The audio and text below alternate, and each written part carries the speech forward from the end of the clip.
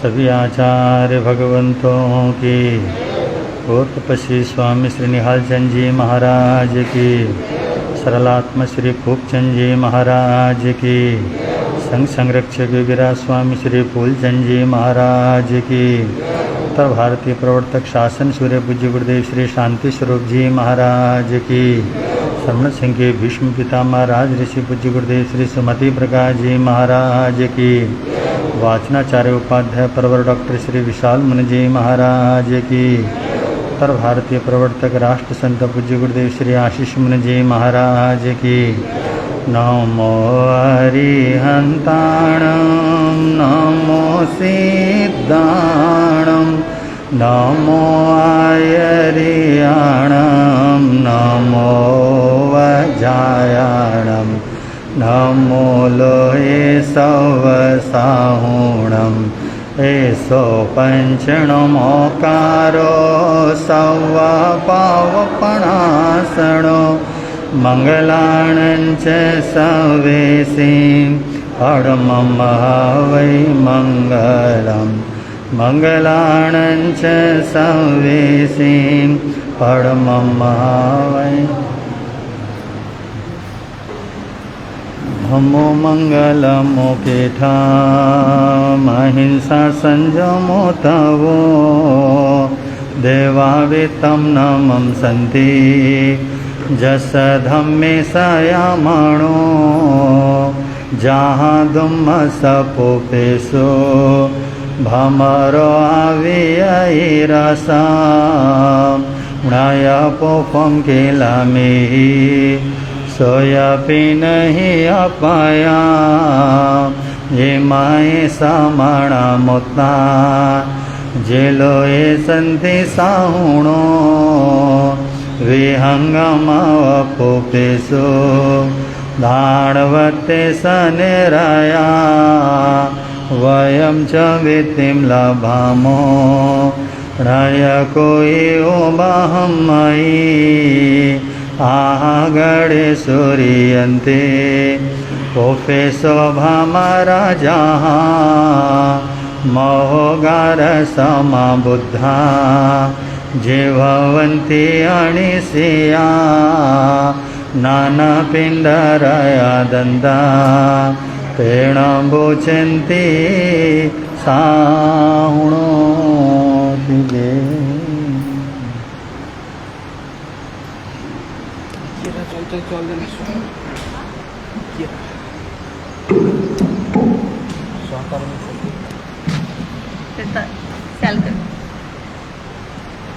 तोभ्यं नमस्ते भुवनार्तिहराय नाथ तोभ्यं नमस्तीतलामलभूषणाय तोभ्यं नमस्ते जगत परमेश्वराय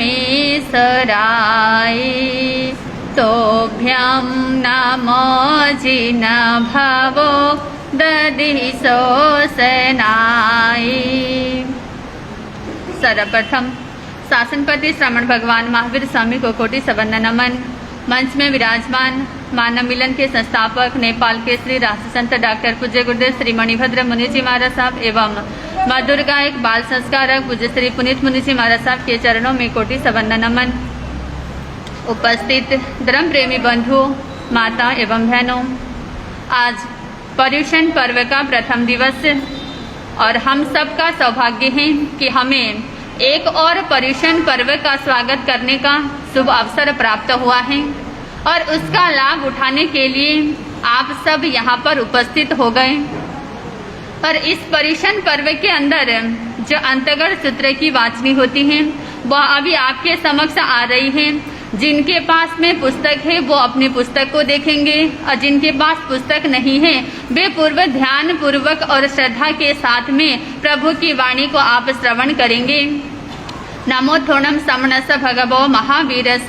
बोले श्रवण भगवान महावीर स्वामी की।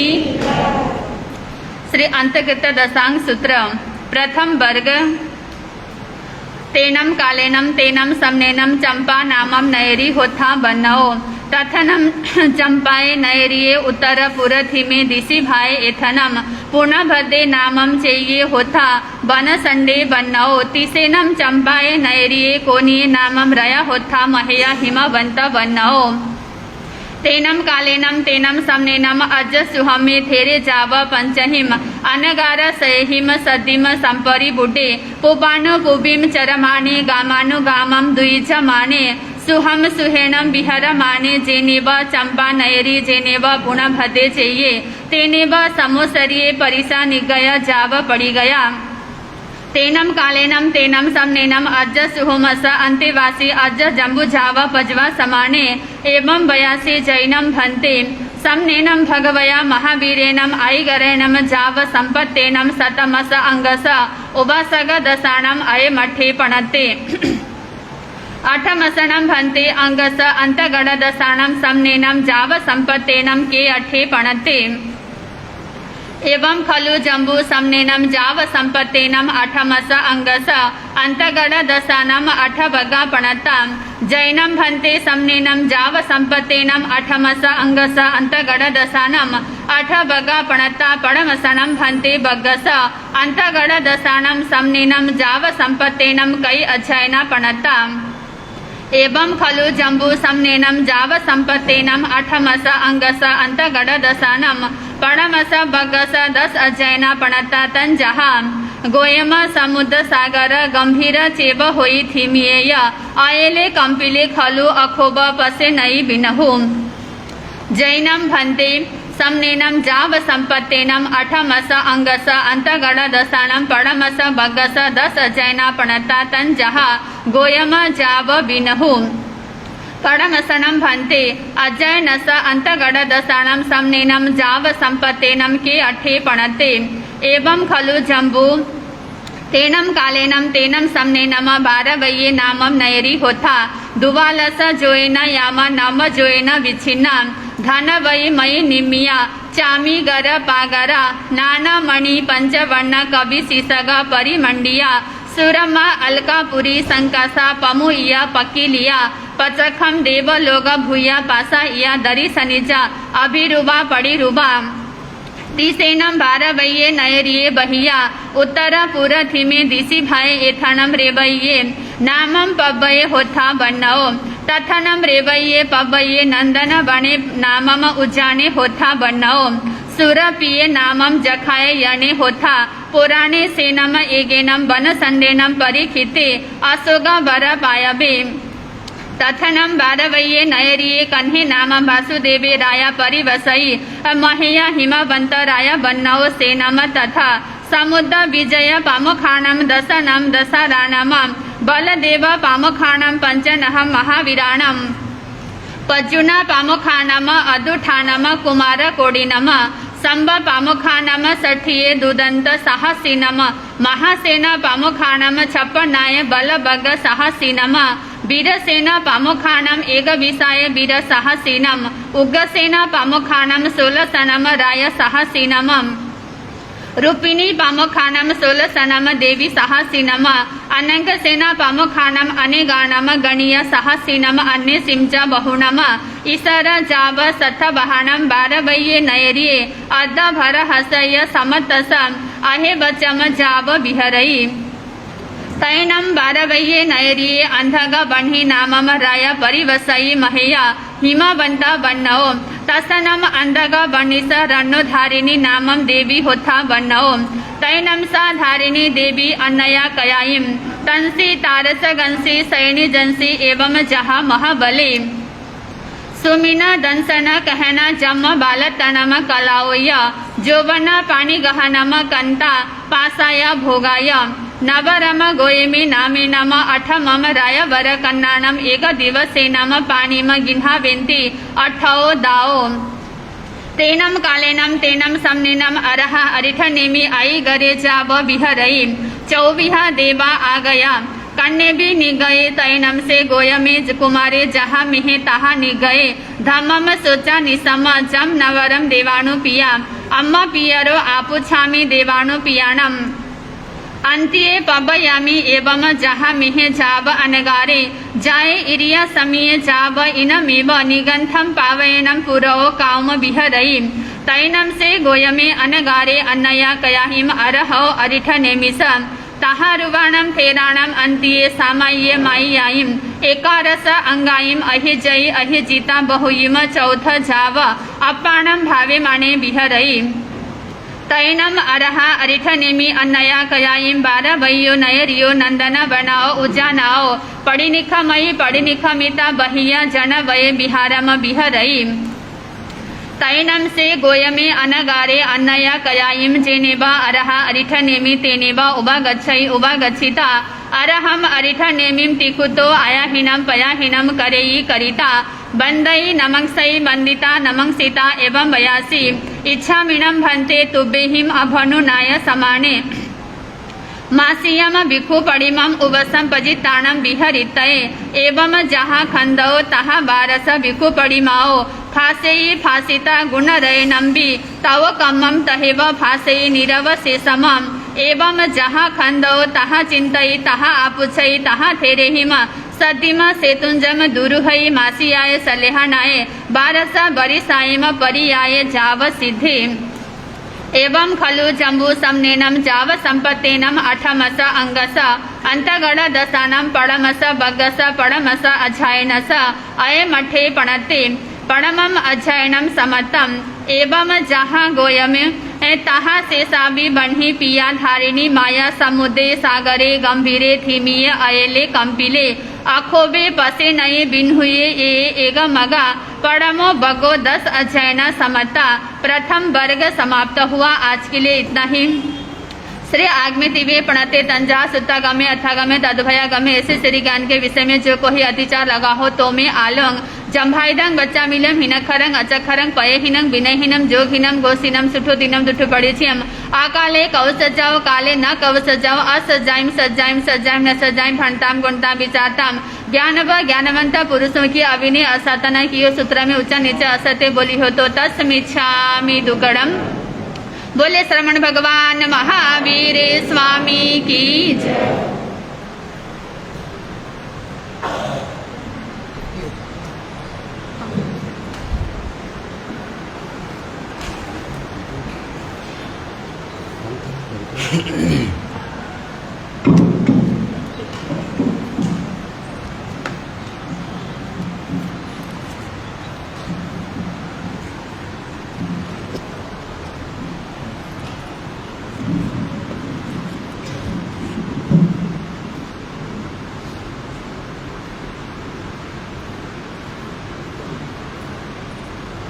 किन्नाणम तार्याणम श्रवण भगवान महावीर स्वामी सभी गुरु भगवंत एवं पाठ पर विराजमान नेपाल के श्री डॉक्टर पूज्य गुरुदेव श्री मणिभद्र मुनि जी महाराज साहब के पावन चरणों में वंदना करने के पश्चात उपस्थित धर्मप्रेमी भाइयों एवं बहनों, आज जैन धर्म के महान एवं पवित्र पर्व पर्युषण महापर्व पर आप सभी को हार्दिक हार्दिक बधाई, शुभकामनाएं, मंगल कामनाएं। पर्व दो प्रकार के बतलाए हैं, लौकिक पर्व, लोकोत्तर पर्व।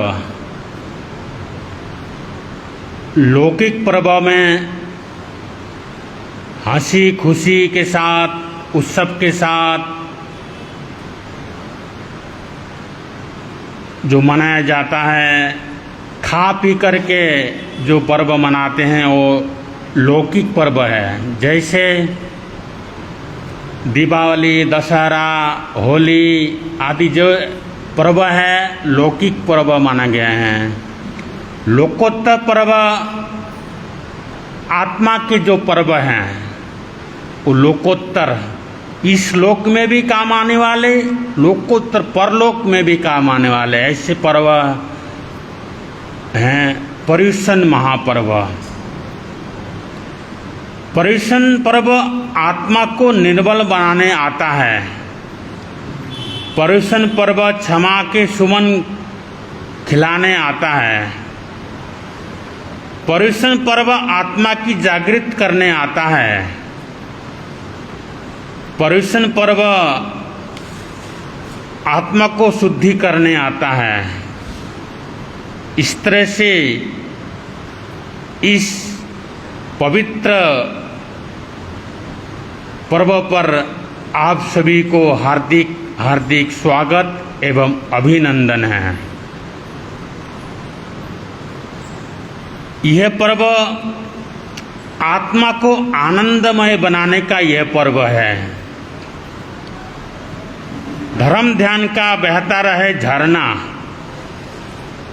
धर्म ध्यान का बहता रहे झरना, पर्युषण पर्व की देते हैं आपको शुभकामना। धर्म ध्यान का बहता रहे झरना, पर्युषण पर्व की आप सभी को देते हैं शुभकामना। तो आइए पहले मैं बोलूँगा, फिर आप सब मेरे पीछे बोलना। पर्युषण पर्व का हम स्वागत करेंगे। पर्व राज पर्युषण प्यारे हैं आए, जन जन के मन में आनंद छाए। पर्व राज पर्युषण प्यारे हैं आए, जन जन के मन में आनंद छाए। पावन अवसर हाथों में आया, पावन अवसर हाथों में आया, जन जन के मन में आनंद छाए। जन जन के मन में दानशील तप भावन की आराधना करना है। दानशील तप भावना की आराधना करना है। ज्ञान दर्शन चारित्र के आत्म में दीप जलाना है। ज्ञान दर्शन चारित्र के आत्म में दीप जलाना है। धर्म करने की मन में भावना लाए, धर्म करने की मन में भावना लाए। जन जन के मन में आनंद छाए। जन जन के मन में आनंद छाए। भव भव से हमने तो कसाय की ज्वाला बढ़ाई है। भव भव से जो हमने तो कसाया की ज्वाला बढ़ाई है। जिन वाणी जो सुन ले अंतर से तो कसाय मुक्ति बताई है। जिन वाणी जो सुन ले अंतर से तो कसाय से मुक्ति बताई है। आगम पथ पर निज आत्मा को चलाए। आगम पथ पर निज आत्म को चलाए। जन जन के मन में आनंद छाए। पर्व राज अद पर्युषण प्यारे है आए, जन जन के मन में आनंद आए, जन जन के मन में आनंद छाए। कहते हैं आप लोग हर बात सुनते हैं, मैसेज में भी भेजते रहते हैं, लेकिन उसको जब तक जीवन में आचरण में नहीं लाते हैं तब तक उतना फायदा नहीं होता है। हर बार आप मैसेज भेजते हैं, जरा सा मुस्कुरा देना पर्युषण से पहले पहले, जरा सा मुस्कुरा देना पर्युषण से पहले पहले, हर गम को भुला देना पर्युषण से पहले पहले, हर गम को भुला देना पर्युषण से पहले पहले। ना सोचो किसने दिल दुखाया, ना सोचो किसने दिल दुखाया, सबको माफ कर देना पर्युषण से पहले पहले, सबको माफ कर देना पर्युषण से पहले पहले। क्या पता फिर मौका मिले ना मिले, क्या पता फिर मौका मिले ना मिले, इसलिए दिल को साफ कर लेना, इसलिए दिल को साफ कर देना पर्युषण से पहले पहले, दिल को साफ कर देना पर्युषण से पहले पहले। कुछ इस तरह मैंने जिंदगी को आसान कर दिया, कुछ इस तरह जिंदगी को मैंने आसान कर दिया, किसी से माफ़ी मांग ली तो किसी को माफ़ कर दिया, किसी से माफ़ी मांग ली तो किसी को माफ़ कर दिया पर्युषण से पहले पहले, पर्युषण से पहले पहले। हर गम को भुला देना पर्युषण से पहले पहले। नवकार जैसा मंत्र नहीं, नवकार जैसा मंत्र नहीं, वितराग जैसा देव नहीं, नवकार जैसा मंत्र नहीं, वितराग जैसा देव नहीं, गौतम जैसा गुरु नहीं, गौतम जैसा गुरु नहीं, और पर्युषण जैसा पर्व नहीं, पर्युषण जैसा पर्व नहीं। इस तरह से ये पवित्र महान पर्व हम सबको मिले हैं, हम भाग्यशाली पुण्यशाली हैं। आया है पर्व पर्युषण, पापों का करना है अवलोकन, आया है पर्व पर्युषण, पापों का करना है अवलोकन। हुई जो गलतियां हमसे, हुई जो गलतियां हमसे अपार, हुई जो गलतियां हमसे अपार, गुरु भगवंतों के चरणों में करते हैं समर्पण, गुरु भगवंतों के चरणों में करते हैं समर्पण। पर्वाधिराज लेकर आया है, पर्वाधिराज लेकर आए हैं धर्म की आराधना, गुरु भगवंत की सेवा में करनी है साधना, धर्म की आराधना गुरु भगवंत की सेवा में करनी है साधना। दानशील तब भाव में बीते समय निरंतर, दानशील तब भाव में बीते समय निरंतर। यही पर्व पर्युषण की हार्दिक शुभकामना, यही पर्युषण पर्व की हार्दिक शुभकामना। ज्ञान का दीप जीवन में जलाना, ज्ञान का दीप जीवन में जलाना, तब से अपने शरीर को तपाना, तब से अपने शरीर को तपाना, धर्म आराधना करना और कराना, धर्म आराधना करना और कराना। ज्ञान ध्यान में लीन होकर आत्मा को जगाना, ज्ञान ध्यान में लीन होकर आत्मा को जगाना। ये पर्व पर्युषण आया, जन जन में आनंद छाया, ये पर्व पर्युषण आया, जन जन में आनंद छाया। बोलो यही पर्व पर्युषण,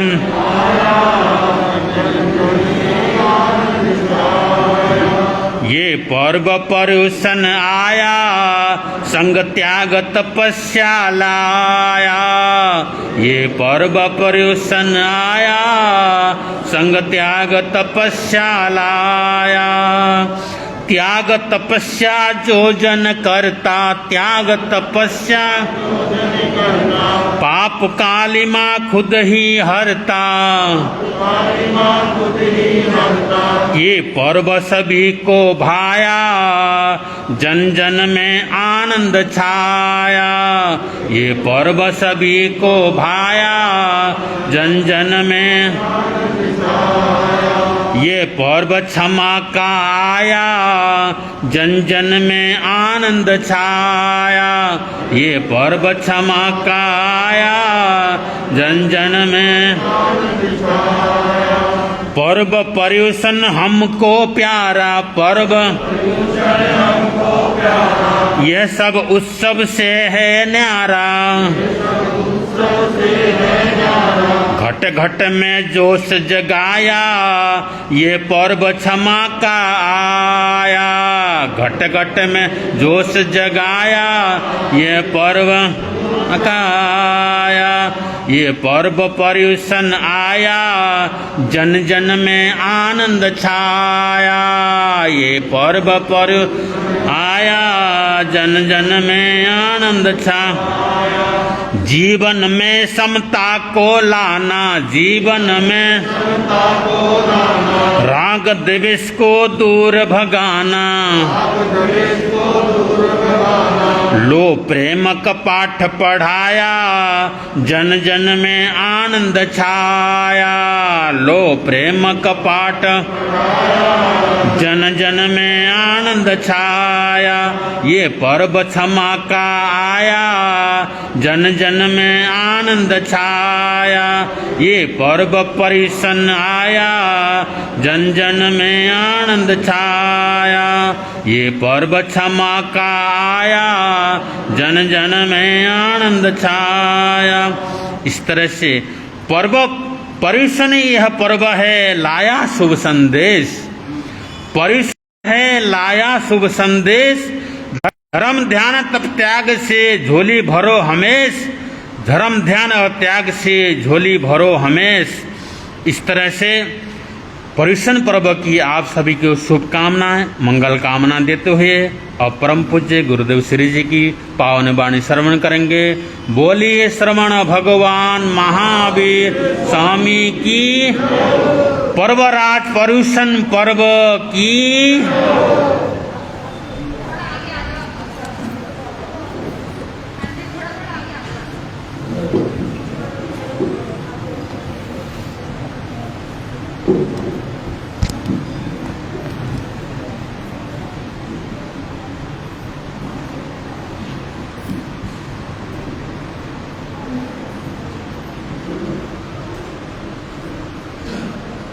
धम्मो मंगलमुखे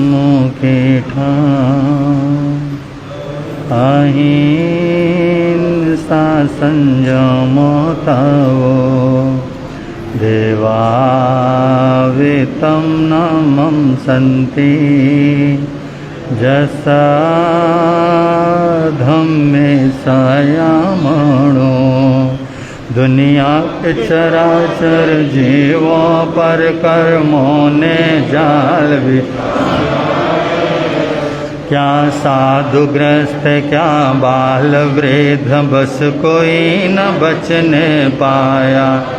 अति शुभ कर्मों के आने से संतों का समागम मिलता है। जिन वाणी श्रवण करने से दुख जन्म मरण का मिटे। दुख जन्म मरण है समय नदी की धार की, जिसमें सब बह जाया कर। है समय बड़ा तूफान, प्रबल पर्वत झुक जाया करते हैं। अक्सर दुनिया के लोग समय में चक्कर खाया करते हैं, लेकिन कुछ ऐसे होते जो इतिहास बनाया करते हैं। इतिहास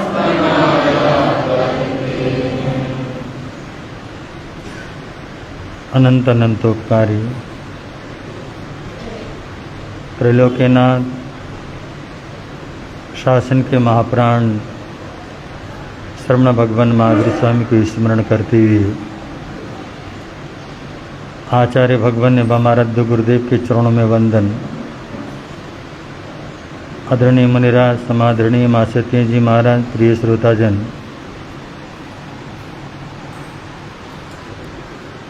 पर्वधिराज पर्युषण महापर्व का प्रथम दिवस,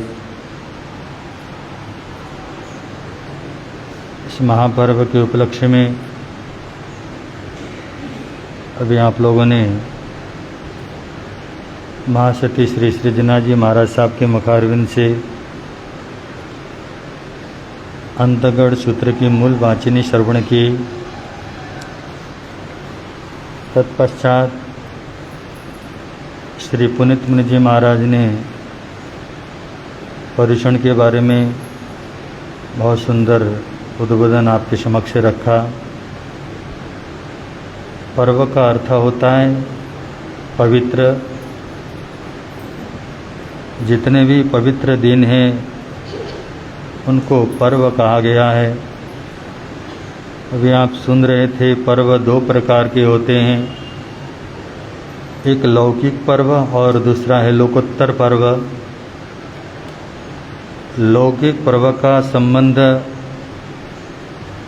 हमारे जीवन के इस भौतिक वातावरण, खाना पीना, सुंदर वस्त्रों को धारण करना, आमोद प्रमोद के साथ जिन पर्वों को, जिन दिनों को हम मनाते हैं उनको लौकिक पर्व कहा गया है। और लौकिक पर्व तीन प्रकार के होते हैं, भयजन्य, विजयजन्य और लोकजन्य। इन पर्वों का जो निर्वाण होता है या तो किसी भय के कारण होता है, या किसी विजय उत्सव के कारण होता है, या लोक के कारण होता है। शीतलाष्टमी, नाग पंचमी आदि जितने भी ये पर्व आए हैं, ये सारे पर्व भय से संबंधित हैं।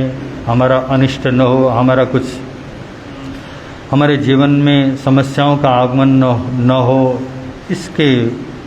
इसको लक्ष्य रख कर के जिन पर्वों को मनाया जाता है। विजयदशमी आदि जो विजय उत्सव के रूप में मनाया जाता है, और दीपावली में जो लक्ष्मी पूजा आदि करके हमारे जीवन के सुख शांति और लक्ष्मी आदि को प्रसन्न करने के लिए मनाया जाता है। तो इस तरह के जो लौकिक पर्व हैं उनके साथ साथ लोकोत्तर पर्व में नितांत आत्म के साथ इसका संबंध होता है। और लोकोत्तर पर्व में सर्वश्रेष्ठ जो पर्व है वो पर्व है पर्वधिराज पर्युषण महापर्व।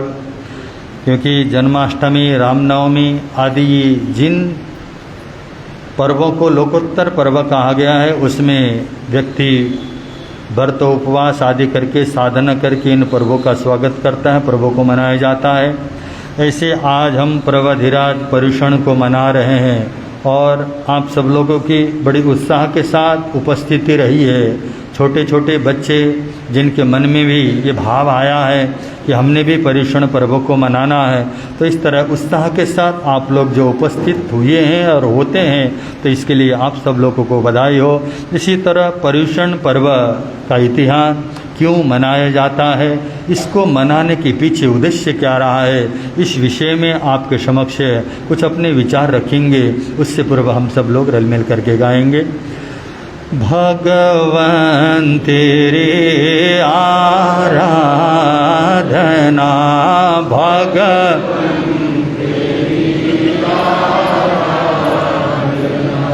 मेरी जिंदगी की शान हो, मुझे एक यही वरदान दो, मुझे एक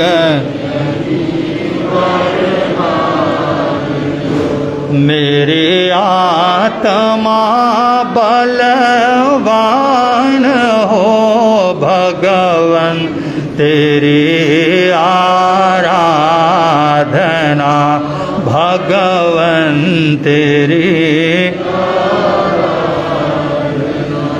मुझे सुख की कोई परवाह नहीं, दुख में भी निकले नहीं। मुझे सुख की कोई परवाह नहीं, दुख में भी निकले नहीं। बस एक तेरा ध्यान, बस एक तेरा ध्यान होठों पे तेरा नाम हो भगवन, तेरी आराधना भगवन, तेरी आराधना।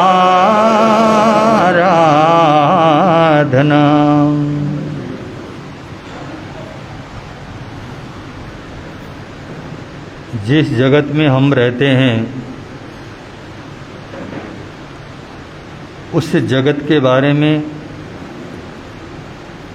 जानने की जिज्ञासा हमारे मन में होनी चाहिए। आखिर इस जगत का निर्माण किसने किया? इस जगत को बनाने वाला कौन है? जिसने भी इस जगत को बनाया तो एक जैसा क्यों नहीं बनाया? समय बदलता है, व्यक्तियों के जीवन में भी कभी सुख आते हैं तो कभी दुख आते हैं। ऐसा परिवर्तनशील ये संसार, या जिसने भी इसको बनाया उसने एक जैसा न बना करके किसी को दुखी और किसी को सुखी क्यों बनाया? तो ऐसे अनेकों प्रश्न हमारे मन में उत्पन्न होने चाहिए। आज हमारे मन में कभी ये विचार आया, हम प्रतिवर्ष पर्युषण पर्वों को बड़े उत्साह के साथ मनाते हैं। छोटे बालक से लेकर बुजुर्ग तक इस पर्व को मनाने के लिए बड़ा उत्साहित रहता है। इसके पीछे कारण क्या है और इन्हीं दिनों में इस पर्व को क्यों मनाया जाता है? आज जिस तरह की आपकी उपस्थिति है, कोने कोने में भाई और बहनों का ये उपस्थिति बनी हुई है, पूरा स्थानक भवन भरा हुआ है, ये किसका चमत्कार है?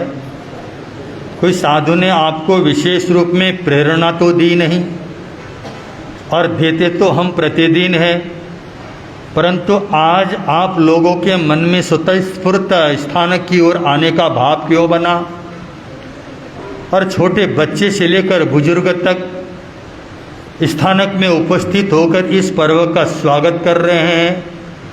इसके विषय में कुछ जानना आवश्यक है। हो सकता है आप लोगों के मन में इस तरह का विचार उत्पन्न होता भी हो। अगर होता होगा तो आपको कभी न कभी किसी प्रवचन में इसका समाधान मिला होगा। अगर नहीं भी मिला हो तो आज आप लोग थोड़ा सा ध्यान से सुन लें, क्योंकि ध्यान से सुनेंगे समझ में आएगा। कुछ बातों को बड़े ध्यान से सुनना पड़ता है, तभी जाके समझ में आता है। विस्तार से बतलाते, परंतु ये बीच में बड़ा खतरा महसूस होता है हमको।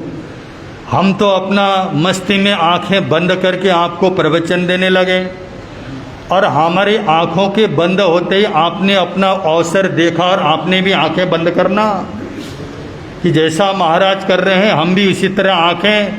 इसमें अंतर है। हमारी आंखें बंद होती हैं तो हम बोल रहे होते हैं, परंतु आपकी आंखें जब बंद होती हैं तो आप सुन रहे नहीं होते हैं, फिर आप लोग सो रहे होते हैं। तो आप लोगों को जागना है और समझने की कोशिश करना है। अगर समझ में नहीं आया तो पूछा जा सकता है। तो बंदो, थोड़ा सा आपको इस भूमिका के बारे में बताएं। कि पर्युषण के जो 8 दिन और संवत्सरी का महापर्व, जिसको हमने कहा तो बहुत है, गाया भी बहुत है, ये महापर्व धीराज पर्युषण पर्व है, इस तरह मनाया भी बहुत है, परंतु इसी दिन मनाने का कारण क्या है? कोई इसका कोई कारण होता है? बिना कारण के कोई दिन इतना महत्व प्राप्त नहीं कर सकता। तो बंधु, आपके समक्ष थोड़ा सा इसकी भूमिका को रखते हुए आप लोग को समझाने का प्रयत्न करेंगे। मुख्य रूप में जो काल है, काल का मतलब समय, मुख्य रूप में भगवान ने, ज्ञानी पुरुष ने काल का 2 विभाग किया है, एक अवसर्पणी काल और दूसरा उत्सर्पणी काल। और 2 कालों को विभाजन करने के बाद जो अवसर्पणी काल होता है उसमें हमारी आयुष, हमारी अवगाहना, गंधरस, स्पर्श आदि ये सारी जो शारीरिक शक्तियां होती हैं ये दिन प्रतिदिन क्षीण होती हुई जाती हैं, समय के अनुसार वो घटती हुई चली जाती हैं। उसको अवसर्पणी काल कहकर पुकारा। और जो उत्सर्पणी काल है उसमें हमारी आयुष्य, हमारी शारीर की अवगाहना, हमारी शारीरिक शक्ति और संपूर्ण प्रकृति की जो शक्ति है और प्रकृति का जो पुण्य है वो दिन प्रतिदिन बढ़ता हुआ जाता है। उस काल को कहते हैं उत्सर्पणी काल। अब आप और हम लोग जिस काल में रहते हैं, जो हमारा वर्तमान का जो समय है, ये कौन सा काल चल रहा है? बंदे अवसर्पणी काल चल रहा है। और अवसर्पणी काल का ये पंचम आहारा चल रहा है। और अवसर्पणी काल के 5 जो 6 आहारे होते हैं, प्रथम, द्वितीय, चतुर्थ, पंचम और छठे आहारे के रूप में इसको विभाजित किया गया। और इसी तरह से उत्सर्पणी काल के भी 6 आहारे होते हैं। और उसमें समय दिया है। जो अवसर्पणी काल का जो प्रथम आरा होता है, उस प्रथम आरे का नाम है सुषमा। सुषमा का मतलब सुख ही सुख जिस काल में होता है उसको अवसर्पणी काल का प्रथम आरा कहकर पुकारा है। मतलब उस समय में जन्म लेने वाले प्रत्येक प्राणी के जीवन में इतना अत्यधिक सुख होता है, दुख का नामो निशान नहीं होता।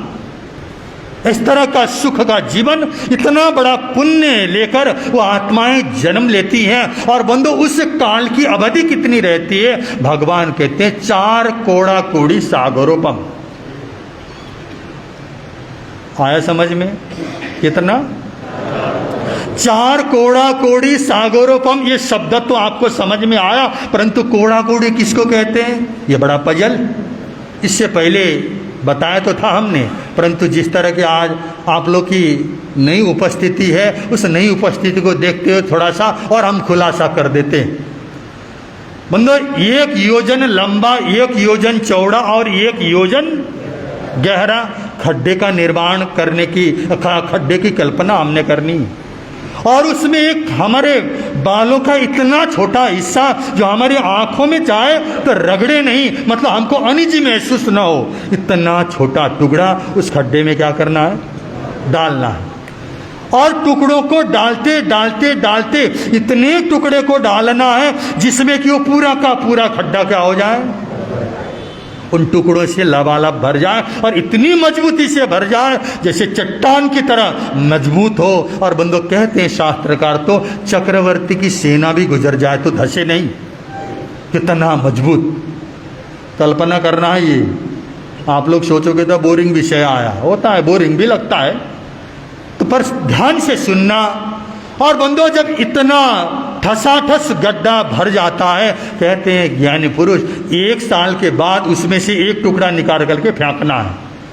कितना?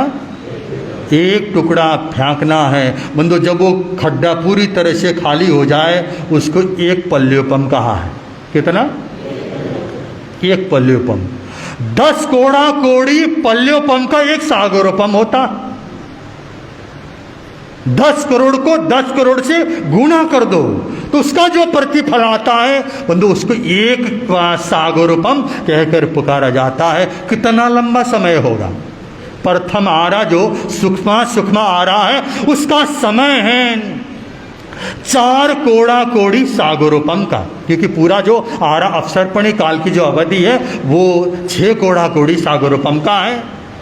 तो 4 कोड़ा कोड़ी सागरोपम का जो लंबा जो अवधि है उसमें जन्म लेने वाले जो आत्माएं हैं मतलब 3 दिन के बाद तो उनको भूख लगती है। जब भूख की इच्छा होती है, अरहर का दाना या तुअर के दाने के बराबर भोजन शरीर में चला गया और तृप्ति हो गई। और जीवन में आवश्यकता के लिए जो भी उसके मन में इच्छा हो, बंधु कल्प वृक्ष उनकी इच्छाओं की पूर्ति करते हैं। कोई पुरुषार्थ नहीं, कोई कर्म नहीं। आज हम लोगों के लिए कुछ चाहिए तो हमको पुरुषार्थ करना पड़ता, कर्म करना पड़ता, परंतु उस समय को अकर्म भूमि कहते हैं, उसमें कर्म नहीं होता। ऐसा पुण्य है कि बंदो उन्होंने कल्पना की, जो चाहा वो कल्प वृक्ष उसको पूरा कर देते हैं। और इतना लंबा समय होता है जब बंदो उनकी मृत्यु का, क्योंकि उनका जो आयुष्य कर्म पूर्ण होता है, पल्योपम में उनकी आयुष्य कर्म क्या होते हैं, वर्षों में नहीं, पल्योपम में उनकी आयुष्य की गणना होती है। और बंदो ऐसा उनका जो आयुष्य है, बंदो जब अंतिम समय तो हर समय का आता ही है। आज हम लोगों को लगता है ना कि हमारी उम्र बहुत थोड़ी है। अरे बंदो थोड़ी हो तो फर्क क्या पड़ता है, लंबी हो तो फर्क क्या पड़ता है, चाहे लाख हो चाहे करोड़ साल की उम्र हो, आखिर एक न एक दिन तो उसने समाप्त तो होना है। वो एक दिन तो जरूर आएगा जिस दिन वो हमारा अंतिम दिन होगा।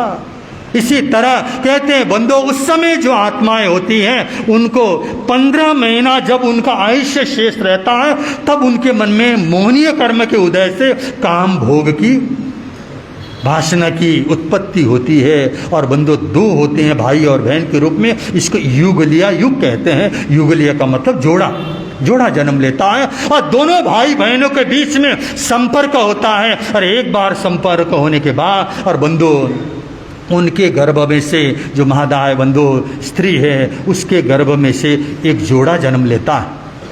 और जोड़ा जन्म लेता है 45 दिन, इतने दिन में वो क्या हो जाता है, पूर्णता को प्राप्त करता है। और 6 महीने के बाद उनका आयुष्य पूर्ण होता है और यहाँ से अपने आयुष्य को पूर्ण करके देवलोक में चले जाते हैं। और देवलोक में जाने के बाद जितनी आयुष्य उनको यहाँ मिली है उससे कुछ कम उनको देवलोक में आयुष्य प्राप्त होता है। इस तरह का सुखमय जीवन चल रहा होता है। ये कौन सा आ रहा है, बोलते रहना आप लोग। मैं देख रहा हूँ सबको, जो जोर से बोलेगा उसका नंबर ज़्यादा लगेगा। प्रथम आ रहा, उसका नाम है सुखमा मतलब सुख ही सुख, जिस सुख का कोई अंत नहीं है। इतना ज़्यादा सुखमय जीवन जीने वाले वो इतना लंबी अवधि के बाद 4 कोड़ा कोड़ी सागरोपम के बाद वो आहारा समाप्त होता है। उसके बाद दूसरा आहारा शुरू हुआ, उसका नाम है सुखमा। बंधु सुख कुछ क्या हो गया, घट गया। घटने का मतलब उनकी शारीरिक शक्ति कुछ कम हो गई, भूख उनको जल्दी लगने लगी और थोड़ा सा ज्यादा लगने लगी, बस इतना ही अंतर है और कोई विशेष अंतर इसमें नहीं। परंतु आंशिक रूप में वो क्या कर रहे हैं, उनके आयुष्य आदि अवगहना आदि, अवगहना मतलब जो शारीरिक जो लंबाई चौड़ाई है वो क्या हो गई, कम हो गई। होते होते सुख में आ रहा। और ये 3 कोड़ा कोड़ी सागरोपम का होता है, ये भी क्या हो गया, बीत गया। और इसमें भी बंदो कल्प वृक्ष के द्वारा ही इनका 15 प्रकार के जो कल्प वृक्ष हैं उन कल्प वृक्षों से इनकी जीवन की आवश्यकताओं की पूर्ति होती है। और उसके बाद प्रारंभ होता है तीसरा आहारा।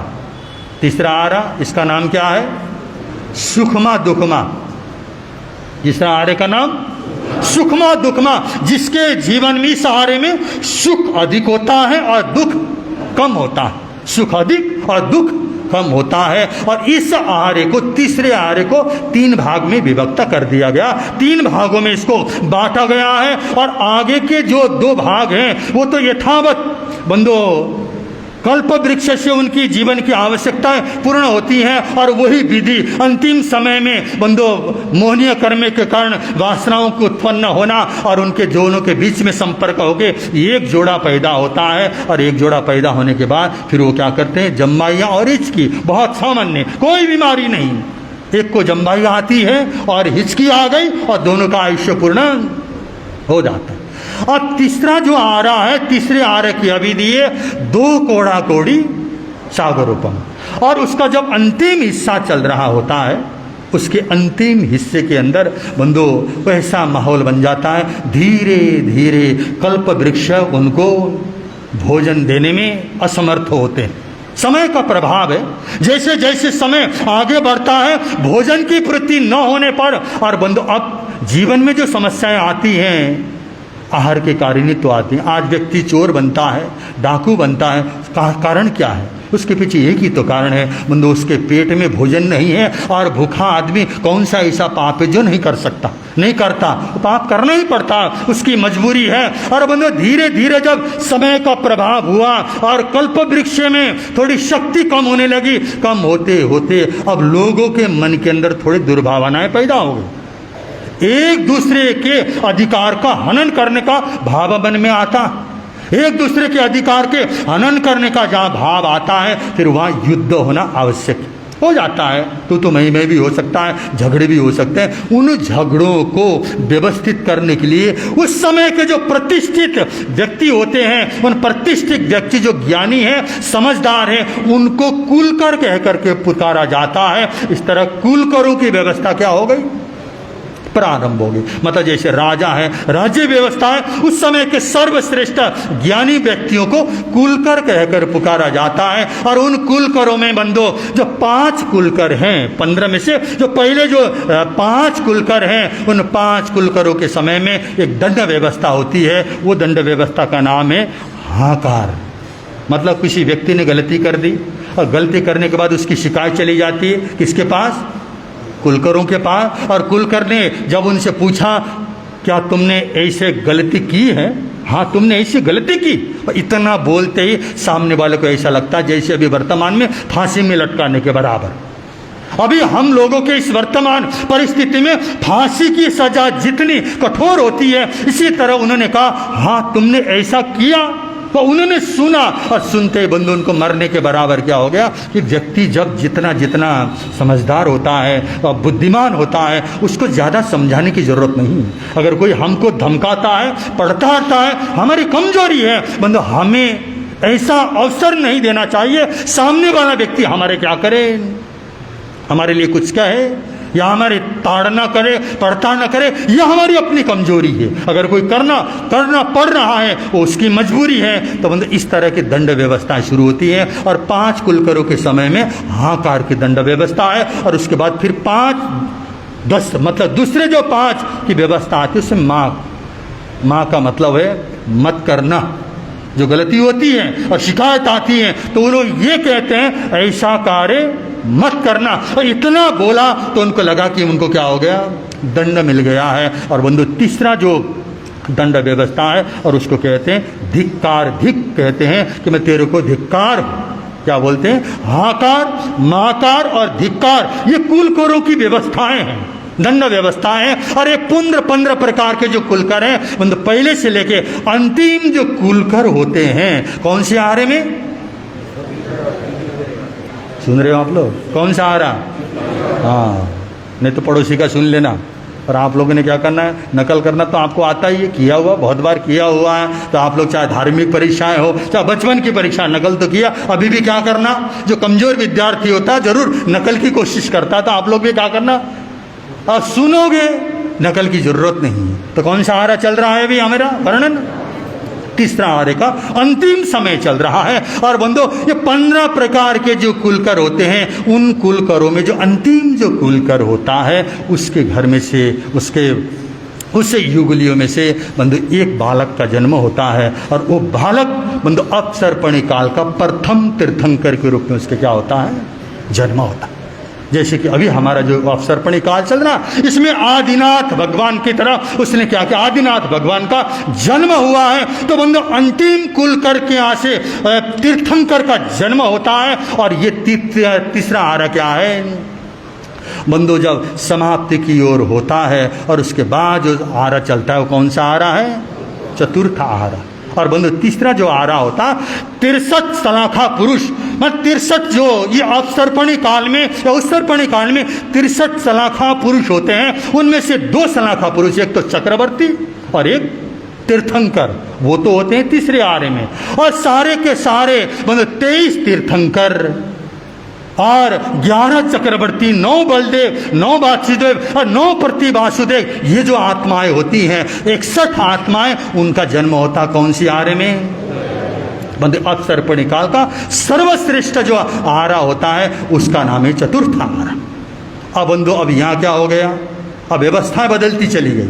जैसे आदिनाथ भगवान का ये समय समझ लो, या आप आदिनाथ कहो या प्रथम तीर्थंकर के समय में फिर बंदो असी मसी और कृष्ण, आपने सुना है ना बहुत बार।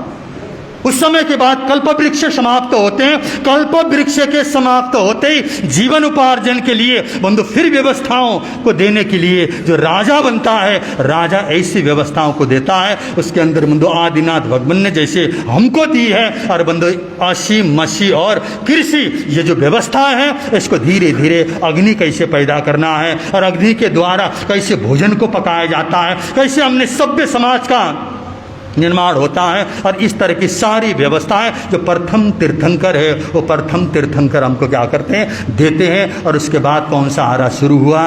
चौथा आरा शुरू हुआ। उस आरे का नाम क्या है? तीसरे का नाम क्या है? सारे ने नहीं बोला, इधर वाले तो बोल ही नहीं रहे कि सुन ही नहीं रहे, इधर वाले कोने वाले सो तो नहीं रहे। तीसरे आरे का नाम है सुखमा दुखमा, मतलब सुख अधिक और दुख कम, ऐसा आरा था। और सुख के साथ साथ घटते घटते फिर दुख में जाकर के दुख की वृद्धि होती चली गई। और चौथा आरा होता है, उसका नाम है दुखमा सुखमा, जिसमें दुख अधिक और सुख कम है। और वो आरा कौन सा है? चतुर्थ आरा है। और बंधु चतुर्थ आरा कितना समय का होता है? पहला 4 कोड़ा कोड़ी, फिर 3 कोड़ा कोड़ी, फिर 2 कोड़ा कोड़ी, ये होता है 42,000 वर्ष कम 1 कोड़ा कोड़ी सागरोपम का। कितना? 42,000 कम 1 कोड़ा कोड़ी सागरोपम का ये चतुर्थ आरा होता है। इस आरे में 23 तीर्थंकर, 11 चक्रवर्ती, बलदेव, वासुदेव और प्रति वासुदेव सभी इस समय में चतुर्थ आर में होते हैं। और चतुर्थ आरा बंधु जिसमें ये पुरुषार्थ और बंधु मोक्ष में जाने के लिए जो आत्माएं पुरुषार्थ करती है, ये आरा अत्यंत महत्वपूर्ण होता है। और बंधु उसके बाद ये आरा भी पूर्ण हो जाता है। और उसके बाद 21,000 वर्ष का आता है पंचम आरा, जिस आरे में आप और हम लोग सब हैं। उसका नाम है, क्या नाम है? दुखमा दुखमा नहीं, ज़्यादा मत बोल, उसमें चले जाओ, दुखमा। आज कोई भी व्यक्ति सुखी नहीं तो आप परेशान मत होना। आप लोग सुखी नहीं है तो परेशान मत होना। इस आरे का नाम क्या है? कहीं ना कहीं कोई न कोई दुख से पीड़ित रहता है। इसलिए हम कहते हैं भले ही कितना ही सुखी क्यों न हो। साधु पूछते हैं भाई सब आनंद चल रहा है? वो बोलता है कि हाँ गुरुदेव बहुत आनंद है, बस भगवान की कृपा। बड़े अच्छे से बोलता है, मुस्कुराकर उसको अकेले ले जा करके कमरे में पूछो तो इतना दुख उसके पास कि सामने वाले को ही क्या कर देता है, पूछने वाले को दुखी कर देता है। तो ये आरे का प्रभाव है, ये आरे का प्रभाव है। आप इससे घबराना मत। हमने जानना है, दुख का कारण समझना है। और ऐसा आरा है ये बंधु, इस आरे में हम लोग पुरुषार्थ कर सकते हैं। और इस आरा कितना सालों का होता है? जिस आरे में हमें 21,000 वर्ष का है। कौन सा? कितना समय बीत रहा है? 2,500 वर्ष पूरे हो गए तो 18,500 वर्ष और इसका समय रहा। और इसके बाद बंधु फिर कौन सा आरा शुरू होना है? छठा आरा शुरू होगा। और ये जो हम जिस आरे में है ना, इस आरे का जब अंतिम समय आएगा, अंतिम समय के अंदर बंधु जब ये आरा खत्म होने वाला होगा और इस पंचम आरे की समाप्ति पर देवला शक्रेंद्र महाराज का सिंहासन क्या करेगा? हिलेगा। हिलते ही वो तुरंत इस धरातल पर आएंगे और उन्होंने आकर के एकदम आकाशवाणी और घोषणा करना शुरू करेंगे, अब आरा बदलने वाला है, भयंकर प्रलय का वातावरण आने वाला है। जिस व्यक्ति ने संथारा करना हो, संथारे का प्रत्याख्यान कर ले। जो भी व्यक्ति साधक होगा और बंधु उनको संकेत और उनका सावधान कर दिया जाएगा। और बहुत सारी आत्माएं संथारे के साथ अपने आयुष्य को पूर्ण करती हैं, देवलोक में जाती हैं। और कहते हैं बंधु अंतिम समय में भी एक साधु, एक साध्वी, एक श्रावक और एक श्राविका, 4 ऐसे भव्य आत्माएं होंगे कर्मों की आलोचना करके बंधु एक भवतारी के रूप में मोक्ष में जाने वाले होंगे। और बंधु ऐसे ऐसे आत्माओं तो अंतिम तक भी रहेंगे, और उसके बाद बंधु ऐसा प्रलय आएगा।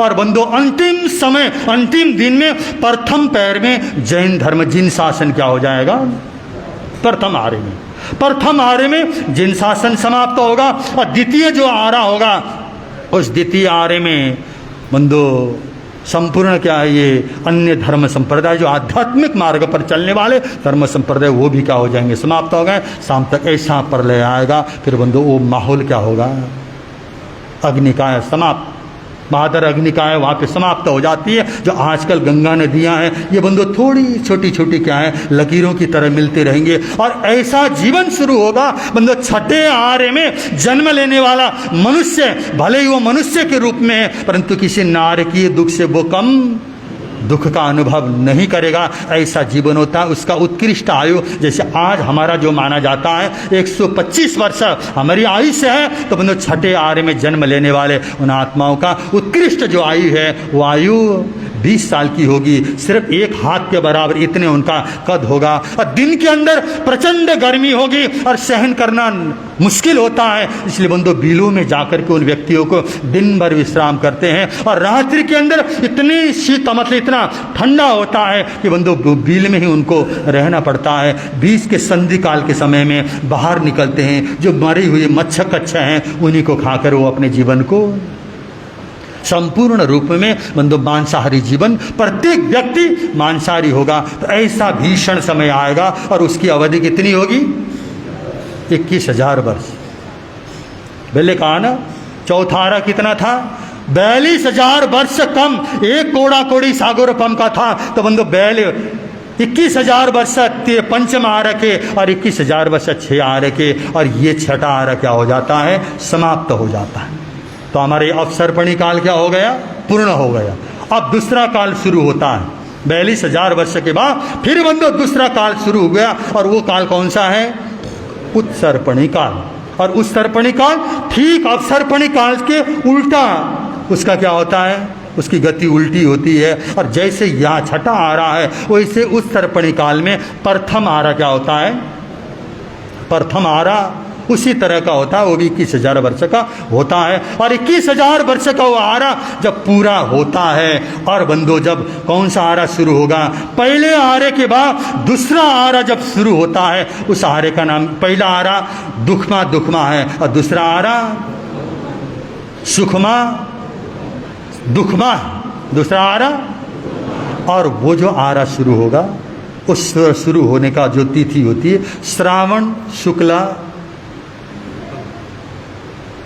शुक्ला प्रतिपदा के दिन वो क्या होगा, मतलब श्रावण कृष्णा प्रतिपदा के दिन वो आरा शुरू होगा। और शुरू होता है तब बंधु ये प्रकृति का जो नियम है ना, उसमें परिवर्तन आना शुरू हो जाएगा। और परिवर्तन ऐसा आएगा कि बंधु बारिश होनी शुरू हो गई। कितने दिन से बारिश नहीं हो रही, 42,000 वर्षों से इस धरती पर बंधु कोई पानी का बूंद नहीं पड़ा। और बंधु पहली बार ऐसा महसूस हो रहा, और वो बारिश होने लगी। और बारिश कितने दिन तक होती है, 7 दिन तक लगातार बारिश क्या होगी, श्रावण कृष्णा प्रतिपदा के दिन से बारिश शुरू हो गई। और ऐसी बारिश होती है, वो बारिश 7 दिन तक लगातार क्या करती है, 7 दिन तक चलने वाली जो बारिश है। और उसके कारण धरती पर रही हुई जो उष्णता है, जो गर्मी है, वो गर्मी क्या कर लेता है, बारिश मंदो धरती पर रहे हुए संपूर्ण गर्मी को वो सोख लेता है। और उसके बाद फिर दूसरे 1 हफ्ता तक बंदो दूसरी बार वो उस बारिश का नाम है पुष्कर नाम की बारिश होती है। और उसके बाद फिर दूसरे सप्ताह में क्षीर नाम की बारिश क्या होती है। और वो क्षीर नाम की बारिश होते ही धरती में जो दुर्गंध है, कि धरती में जो गंदा पड़ा हुआ है, वो दुर्गंध को क्या करता है, मिटाने का काम करता है। ये लगभग 7 दिन 14 दिन तक होने वाली वर्षा के बाद। और बंधु 1 सप्ताह ऐसे आते हैं जिसमें पूरी तरह से आसमान खुला होता है, खुले आसमान के बंदो धूप निकलती है, आसमान खुला है। और 7 दिन के बाद फिर तीसरी बारिश होती है, उस बारिश का नाम है धृत नाम की बारिश। और बंदो इसमें जो भूमि के अंदर स्निग्धता है, चिकनाई है, वो ऐसा माहौल क्या करेगा, ये बंधु सारी प्रकृति करती है। आज हम लोगों को लगता है पता नहीं क्या हो रहा है, हमको समझ में नहीं आता। प्रकृति अपने नियम के अनुसार क्या करती है, चलती है और उसने चलना ही है। और बंदो प्रकृति जो अपना कार्य है वो अपने समय के अनुसार पूर्ण करती है। और बंदो उसके बाद फिर चौथी जो बारिश होती है उसका नाम है अमृत बारिश। इसमें 24 प्रकार के जो धन धान्य हैं उसको पैदा करने की क्या होती है, शक्ति पैदा होती है। क्योंकि वनस्पति पैदा होने शुरू हो गए और जब भूमि में उपजाऊ भूमि हो गई, स्निग्धता आ गई, तो बंधु वनस्पति क्या हो जाते हैं, पैदा होते हैं। तो वनस्पति के अंदर बंधु धीरे धीरे क्या है, 24 प्रकार के जो धन धान्य हैं वो उगने की क्षमता धरती पे आ गई और उगना प्रारंभ होते हैं। फिर अंतिम समय में फिर 1 सप्ताह के लिए मौसम क्या होता है, खुल जाता। और खुलने के बाद फिर बंदो अंतिम जो बारिश है उसका नाम है इक्षु बारिश। और उस बारिश के साथ बंदो 7 दिन की बारिश में फिर धरती के अंदर जितने भी वनस्पति हैं, जितने भी वनस्पति में जो स्वाद होता है बंदो, जो जितने प्रकार के स्वाद होते हैं सारे स्वाद बंदो उस बारिश के उस कणों के साथ, उस बरसात के साथ कणों में, उस पानी में वैसा स्वाद पैदा होता है। इस तरह से बंधु 5 बारिश और 2 सप्ताह क्या हो गए। और ये बारिश कब तक चली, श्रावण कृष्णा प्रतिपदा से जो बारिश शुरू हुई थी। और बंधु 7 कितना होता है,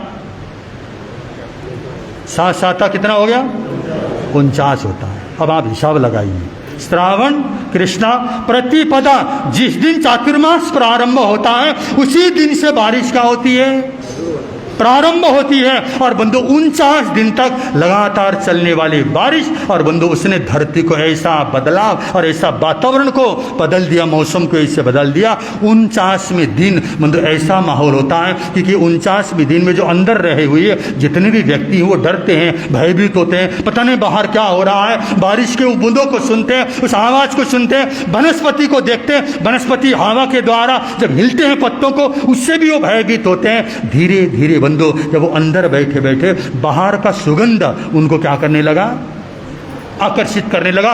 धीरे धीरे बाहर निकलते हैं और बाहर निकल के देखा उनका बाहर का वातावरण अच्छा लगता है, बाहर के वातावरण ने आकर्षित किया और सारे प्राणी बाहर निकलते हैं। बाहर निकलते हैं तो उनको स्वर्गिक आनंद की अनुभूति होती है। और बंधु बाहर के सारे वातावरण से इतने प्रभावित होते हैं। और उन्होंने देखा इतनी सुंदर सुंदर फल लगे हैं, उन फलों का सेवन करना, फलों में मिलने वाले मिठास, सारी चीज़ों को खाने के बाद आज जाकर के समाज का निर्माण होता है। और समाज के निर्माण के साथ उन्होंने कहा आज के बाद हम क्या करेंगे, मांसाहार का त्याग करेंगे, गलत जीवन का त्याग करेंगे। हमारा जो इस समय था और बंधु उस समय क्या हम क्या करेंगे, पीछे छोड़ेंगे। और बंधु यहाँ से मानवीय क्या हो गया, परिवर्तन शुरू हो गया।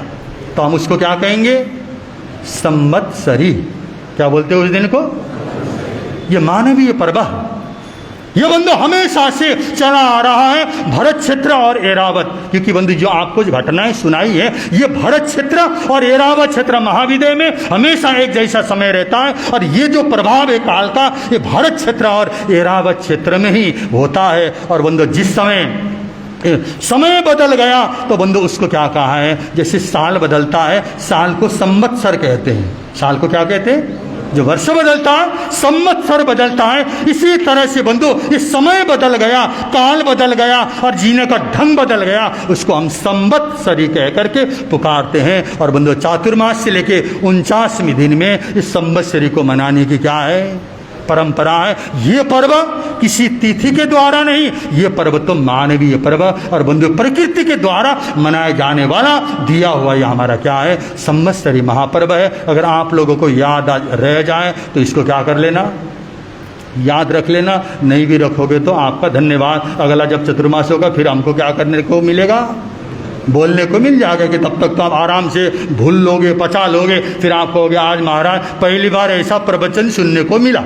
ऐसा आके बोलते हो ना कि ये इसलिए बोलते हो, पहले भी सुना था वो आप भूल चुके हो, उसकी पूरी तरह से आपने क्या कर दिया, संस्कार कर दिया उसका, तो आपने इतना याद रखा। अब ये जो 24 तीर्थंकर होते हैं उन 24 तीर्थंकर में क्या 24 के 24 तीर्थंकरों के समय में ये पर्युषण पर्व मनाने का इतिहास रहा है, मनाते हैं, कभी आपने सुना है? जो 24 तीर्थंकर हैं, ऋषभदेव से लेकर भगवान महावीर तक, ये जो पर्युषण पर्व की आराधना आप और हम लोग कर रहे हैं, क्या 24 के 24 तीर्थंकर के समय में पर्युषण पर्व मनाने की परंपरा है? सारे मौन। आई कहीं ना कहीं से तो आवाज आ गई। बंदो 22 तीर्थंकर, जो दूसरे से लेकर 23वीं तीर्थंकर तक, जो अजितनाथ से लेकर पार्श्वनाथ, मतलब दूसरे से लेकर 23वीं तीर्थंकर तक ये परंपरा की आवश्यकता नहीं है। आवश्यकता ही नहीं। क्यों नहीं है? जब गलती, एक तो गलती नहीं होती, गलती होती है तुरंत वो आलोचना करते हैं, कोई विशेष दिन की आवश्यकता नहीं पड़ती। और बंधु, ये प्रथम तीर्थंकर और अंतिम तीर्थंकर के समय में ऐसे पर्वों की क्या हुई है? रचना हुई। और समय का अपना प्रभाव होता। पहले तीर्थंकर के समय में लोग कैसे होते हैं? जड़ होते हैं। जड़ का मतलब अज्ञानी, जिनके पास कोई ज्ञान नहीं होता। ये कौन से तीर्थंकर के समय? पहले तीर्थंकर। और दूसरे से लेके 23वें जो तीर्थंकर होते हैं, उस समय के जो साधक होते हैं बंधु, वो क्या होते हैं? ऋजु प्रज्ञ होते हैं। उनको एक बार रास्ता दे दिया, एक बार समझा दिया, जीवन भर गलती नहीं करते। उनको आता, समझ में आता, जीवन भर गलती नहीं करते। और 24वें तीर्थंकर के जो बंधु आप और हम लोग हैं, 24वें तीर्थंकर के समय के साधक कैसे होते हैं? जानते हो आप लोग? वक्र जड़। पहले में जड़, फिर ऋजु प्रज्ञा, और 24वें तीर्थंकर जो आजकल हमारा समय चल रहा, इस समय के साधकों को वक्र जड़ कहा जाता है। अब उदाहरण से आप लोग क्या कर लें, समझ लें। एक साधु गोचरी चला गया, और गोचरी चला गया, कौन सा साधु? वो आदिनाथ भगवान के समय का साधु गोचरी चला गया। प्रथम तीर्थंकर के साधक गोचरी जाने के बाद एक दिन देरी से आया, तो गुरु ने पूछा, शिष्य आज देरी क्यों हुई? तो कहने लगा, गुरुदेव रास्ते में आहार लेके आ रहा था, एक नट क्या कर रहा था? नाच दिखा रहा था, और मुझे नाच देखने में, नाटक देखने में आनंद आया, मैं थोड़ी देर उसको देखने लगा। गुरुदेव ने कहा, हम साधु हैं, हमको नाटक देखना कल्पता नहीं है, इन चीज़ों से हमको ऊपर उठना पड़ेगा, ये देखना नहीं होता। उसने एकदम से हाथ जोड़ा, उसको अपराध महसूस हो गए, तहत गुरुदेव, और जाके अपने काम में लग जाता। 6 महीने के बाद फिर दोबारा उसी तरह से गलती कर गया, फिर देरी से आया। गुरुदेव ने पूछा कि क्या बात है, आज तुम फिर देर से आए हो? उन्होंने कहा, गुरुदेव आज मैं रास्ते में आ रहा था, एक नटी क्या कर रही थी? नर्तकी नृत्य दिखा रही थी, मैं वो देखने लगा। मैंने तुमको कहा था ना इस तरह से देखना ना। अच्छा गुरुदेव, मैं समझा नहीं, मैं से शायद नटों का नाच क्या करना होगा, नटी का नाच देख सकते होंगे। मन में सरलता है, कपट नहीं है, सरलता है। उसने सोचा नट का तो नट का ही नहीं देखना होगा, और नटी का नाच देख करके आया। और ये कौन से समय की बात है? प्रथम तीर्थंकर के समय में ऐसे समझाया जाता है। और बंधु, आप और हमारे समय में वक्र जड़ है।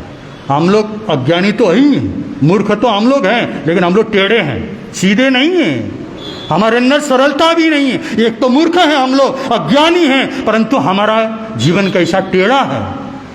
वही उदाहरण बंधु, जब ये साधु चला गया गोचरी के लिए और आया, लौट के आते इसमें गुरु ने पूछा देरी क्यों हुई? बोला नट का नाच देख रहा था। गुरु ने कहा नट का नाच नहीं देखना चाहिए। ठीक है गुरुदेव, जाके बैठा। 6 महीने बाद फिर गलती हो गई। फिर गुरु ने पूछा तुम क्यों देरी से आए हो? उन्होंने कहा कि गुरुदेव नटी का नाच चल रहा था।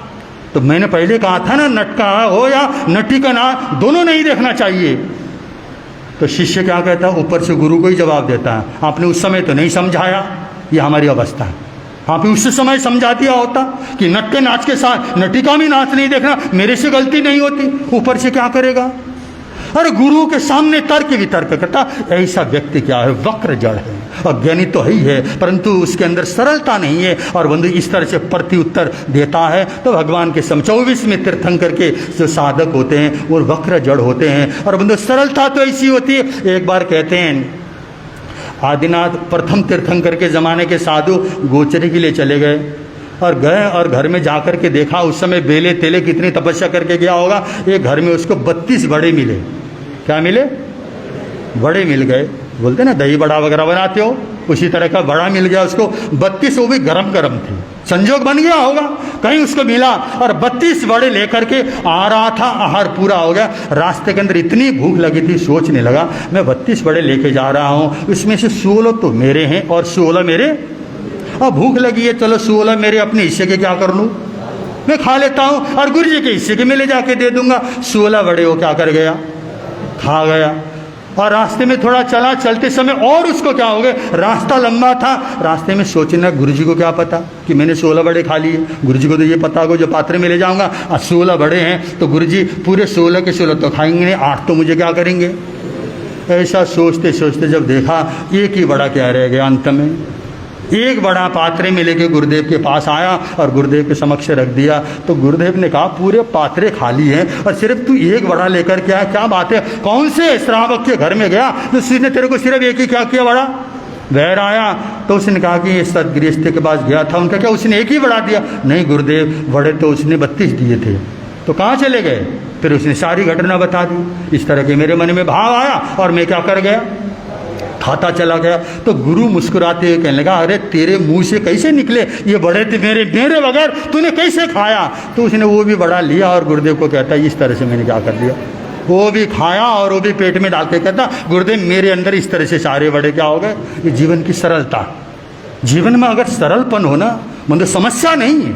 आज हमारे अंदर वक्रता बहुत है, हमारी योजनाएं बहुत बनती हैं, हम बंदो इतने वक्र रहते हैं और कर्मों का जो आश्रव है अखूट रूप में वक्र व्यक्ति क्या करता है, सीधा जीवन है, सरल जीवन है, गलतियां होंगी कोई समस्या नहीं है, गलतियों का होना स्वाभाविक है, परंतु बंदो जीवन में वक्रता न हो, टेढ़ापन न हो, कपट न हो, छल कपट रहित जीवन जो जीता है और बंदो वही क्या होता है, ऐसे पर्युषण महापर्व आदि मनाने में सार्थक होता है। तो आप लोगों ने ये सुना कि पर्युषण पर्व और इसको हम किस तरह से मनाते हैं। इसी तरह भी आप लोगों ने अंतगढ़ सूत्र को क्या किया, समय है ना, कितने सामयिक लिए, 2 ली ना। आज मैं वही देख रहा था, आज तो कम से कम तुम 2 लोग ही, इसलिए 2 सामयिक तक हम क्या करेंगे, 2 सामयिक तक तो आप लोगों को थोड़ा सा बातें अपनी कहेंगे और उससे पूर्व हम कुछ बातें जो अंतगढ़ सूत्र और उसके बातें आपके समक्ष रखें। उससे पूर्व प्रभु के गीत सब गाओ, पर्युषण पर्व आया है, पर्युषण पर्व आया है, प्रभु के गीत सब गाओ, पर्युषण पर्व आया है, पर्युषण पर्व, प्रभु वाणी सुनो आओ, पर्युषण पर्व आया है, पर्युषण पर्व, प्रभु वाणी सुनो आओ, पर्युषण पर्व आया है, पर्युषण पर्व, प्रभु वाणी की ये गंगा तुम्हें पावन बना देगी, प्रभु वाणी की ये गंगा तुम्हें पावन, कर्म का मैला भव भव का तुम्हारा ये मिटा देगी, ज्ञान गंगा में सब नाओ, पर्युषण पर्व आया है, पर्युषण, प्रभु के गीत सब गाओ, पर्युषण पर्व आया, पर्युषण पर्व, क्षमा मैत्री की डाली में प्रेम के फूल खिलते हैं, क्षमा मैत्री की डाली में प्रेम के फूल,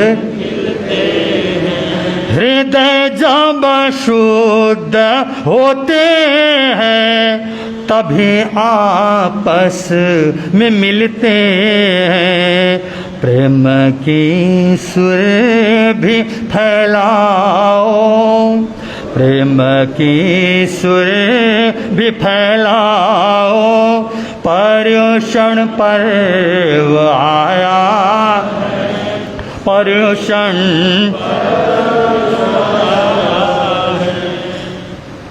शूलों को भूल करके भी कभी बढ़ने नहीं देना, शूलों को भूल करके भी कभी बढ़ने नहीं देना, मिच्छामी दो कर्म देकर शूलों को फूल कर देना, अनुपम धर्म धन पाओ, पर्युषण पर्व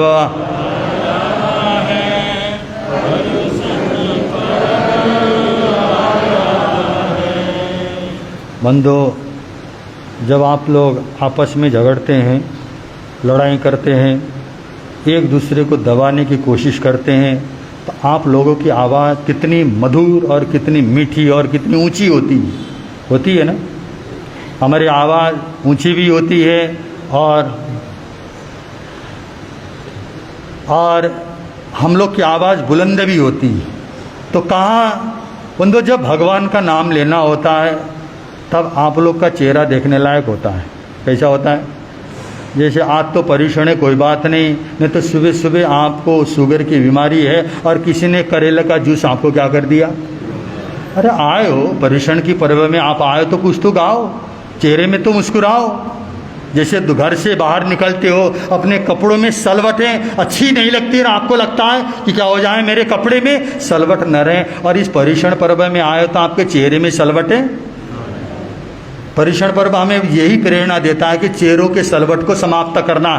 तो आप लोग क्या करो, खुश होकर के आनंद से, जैसे हमारी महिलाएं, माताएं, बहनें आपस के अंदर जब टकराती हैं, सास बहू जब आपस के अंदर, देवरानी जेठानी जब आपस के अंदर ऊंची आवाज़ में बात करती हैं, संवाद करती हैं, तो कितनी मधुर आवाज़ होती है। और आपकी लता मंगेशकर से कम आवाज़ नहीं होती तब।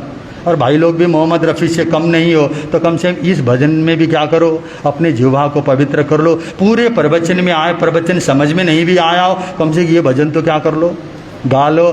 प्रभु के गीत सब गाओ, पर्युषण पर्व आया है, पर्युषण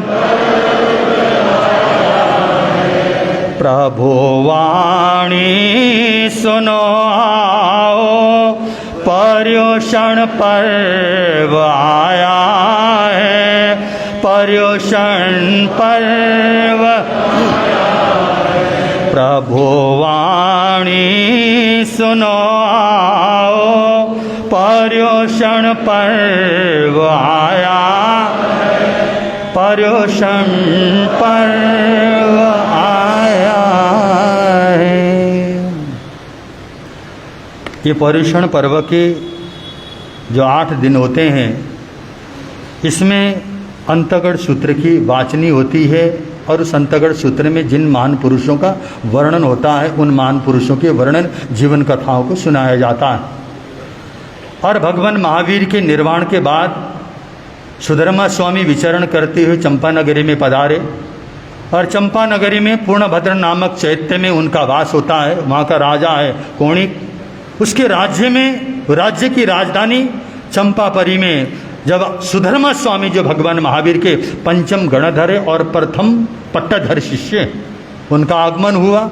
500 शिष्य संपदाओं के साथ वो आते हैं और उनके प्रमुख शिष्य का नाम है जम्बू स्वामी। जम्बू स्वामी करबद्ध अपने गुरु के चरणों में उपस्थित होकर कहते हैं कि गुरुदेव, आपके मुखारबिंद से भगवान महावीर ने जो बातें कही हैं, जो शिक्षाएं दी हैं, जो हमारे लिए उपयोगी बातें उन्होंने बतलाई हैं, उनके बारे में मुझे ज्ञान प्राप्त हुआ। 7 अंग सूत्रों के बारे में मैंने आपके मुखारबिंद से भगवान महावीर कैसे थे, उन्होंने क्या कहा, उन्होंने कौन सा विधान हमें दिया, सारी चीज़ों का मेरे को ज्ञान हुआ। और 8वां अंग सूत्र, 11 प्रकार के जो अंग हैं उसमें ये सूत्र कौन सा है?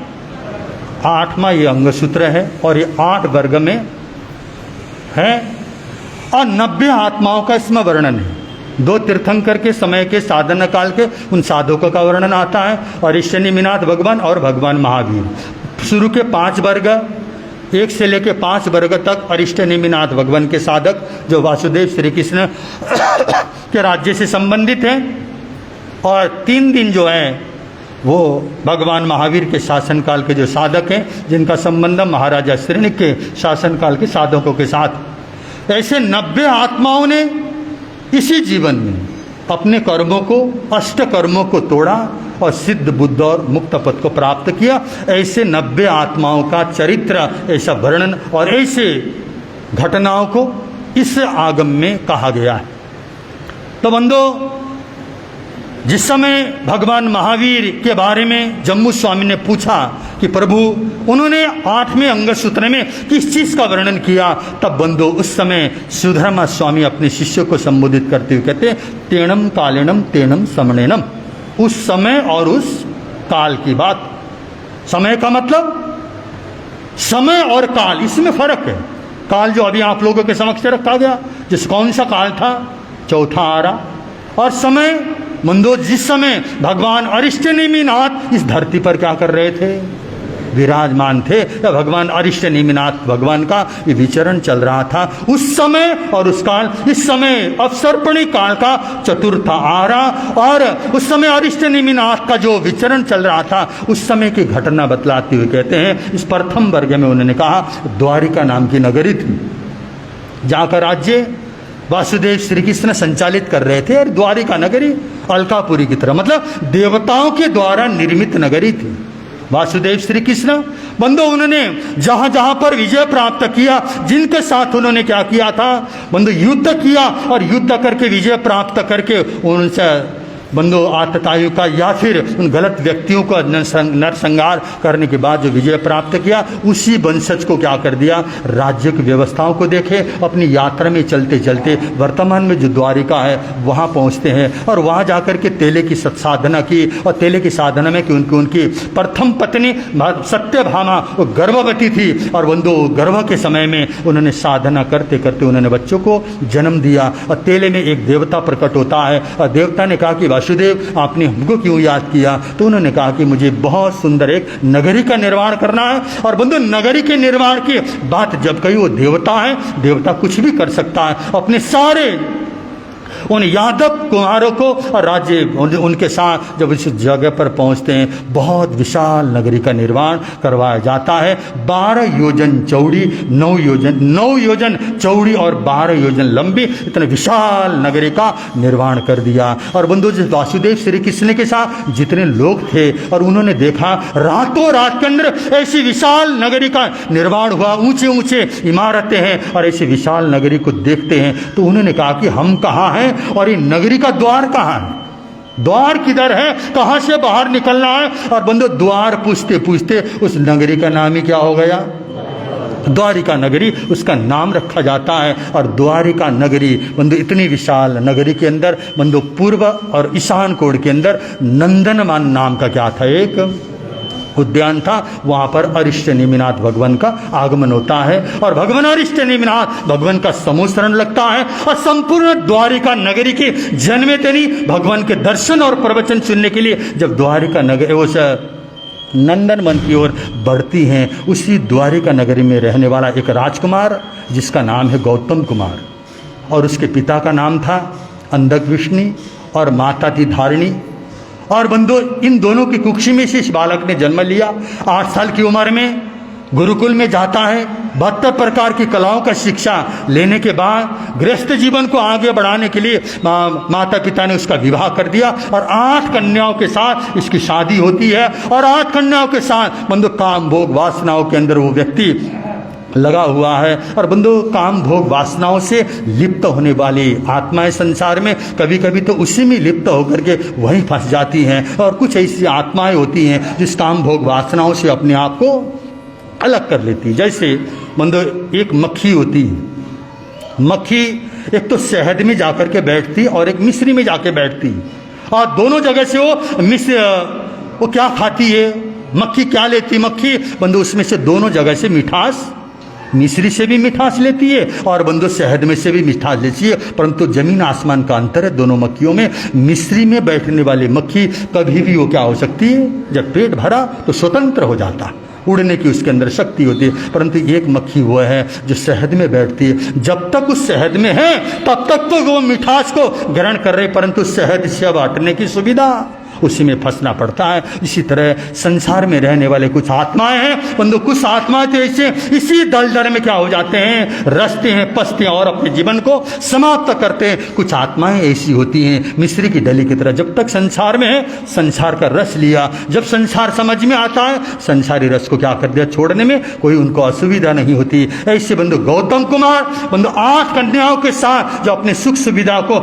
8वें मंजिल में रह करके जो बंधु सांसारिक सुख का अनुभव कर रहा था, और उसने देखा इतनी जनता एक साथ क्या कर रही है, उत्तर दिशा की ओर, पूर्व उत्तर दिशा की ओर जा रही है। आखिर क्यों जा रही है, उसके मन में भाव आया, हो सकता है कोई बहुत बड़ा नाटक आया, कोई अभिनय करने वाला, नृत्य करने वाली टोली आई है, उसी को देखने के लिए जा रहे हैं। उसके मन में उत्सुकता हुई, वक्ता था, समय था, किसी से पूछा आखिर इस सारी जन्मेदिनी जा कहाँ रही है। उन्होंने कहा कि भगवान अरिष्टनेमिनाथ का आगमन हुआ है, उनके सत्संग और प्रवचन के लिए जा रहे हैं। उसके मन में भी भाव आया और जीवन में पहली बार किसी संतों के दर्शन करने जा रहा था, और जाते जाते बंधु अरिष्टनेमिनाथ के चरणों में पहुंचा। अरिष्टनेमिनाथ ने कुछ ऐसी बातें बोली, उसको समझ में आई, और समझ में आते ही उसने सोचा, ओहो, जिस जीवन को मैंने सुख समझा था वो जीवन तो दुख का क्या है, महासागर दलदल।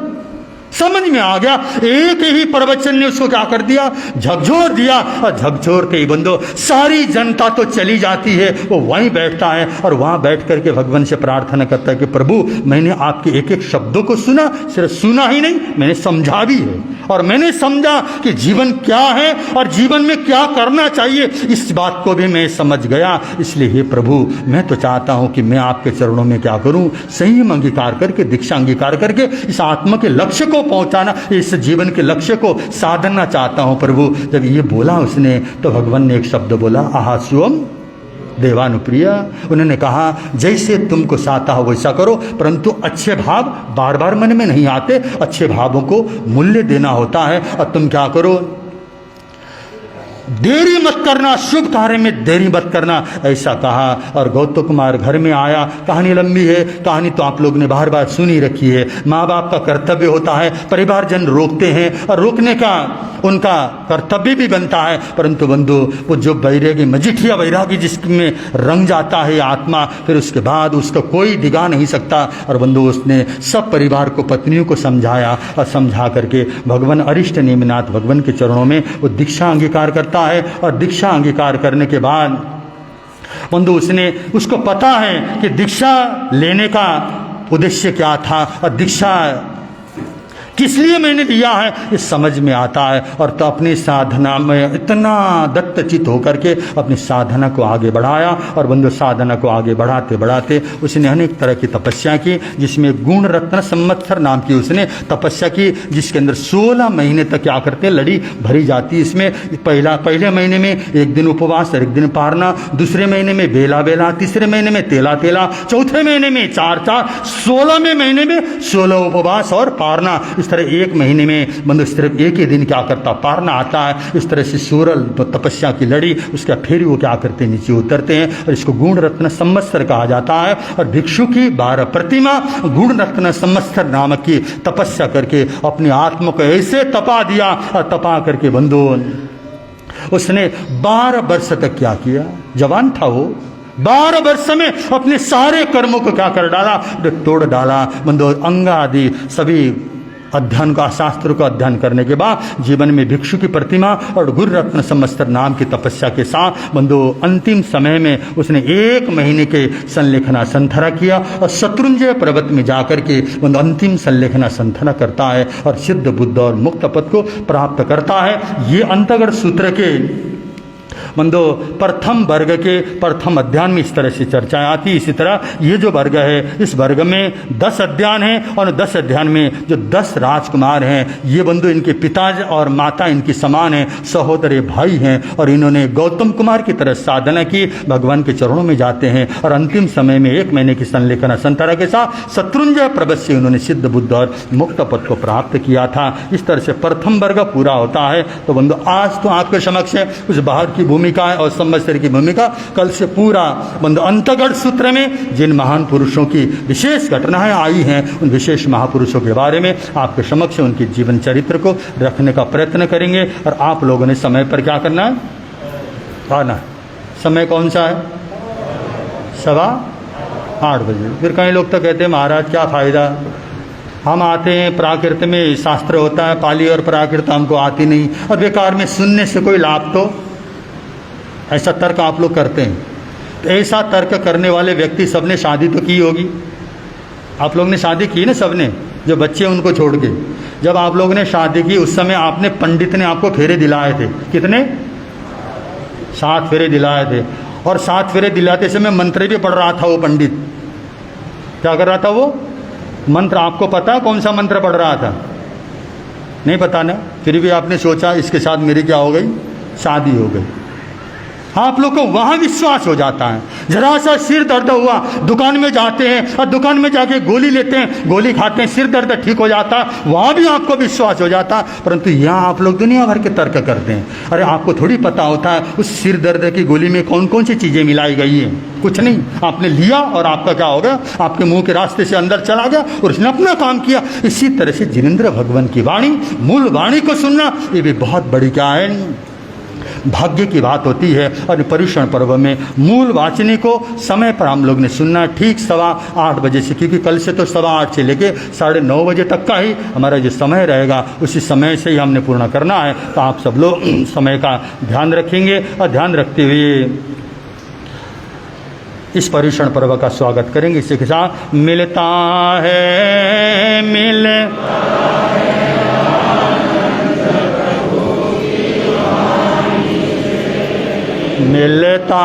है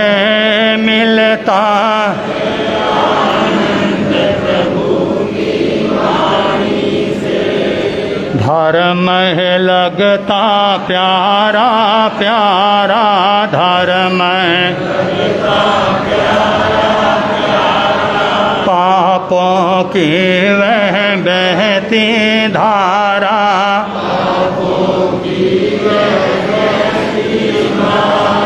हो जाती है बंद प्रभु की वाणी से, हो जाती है बंद प्रभु की वाणी से।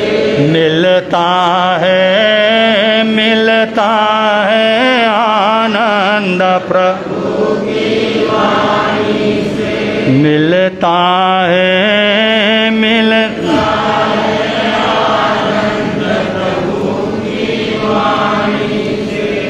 महामंत्र नवकार का 24 घंटे का जाप प्रारंभ हो चुका है।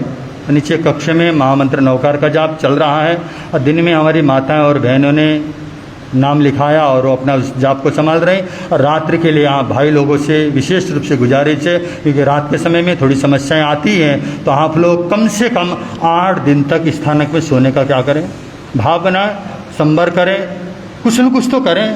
करना क्या है? अठाई करनी है 8 दिन में। हो सके व्रत की अठाई करो, नहीं हो सके आमबिल की करो, और नहीं हो सके तो भी एकासना की करो। अब तो कम से कम वो भी ना हो सके तो कम से प्रवचन की अठाई तो क्या कर लो।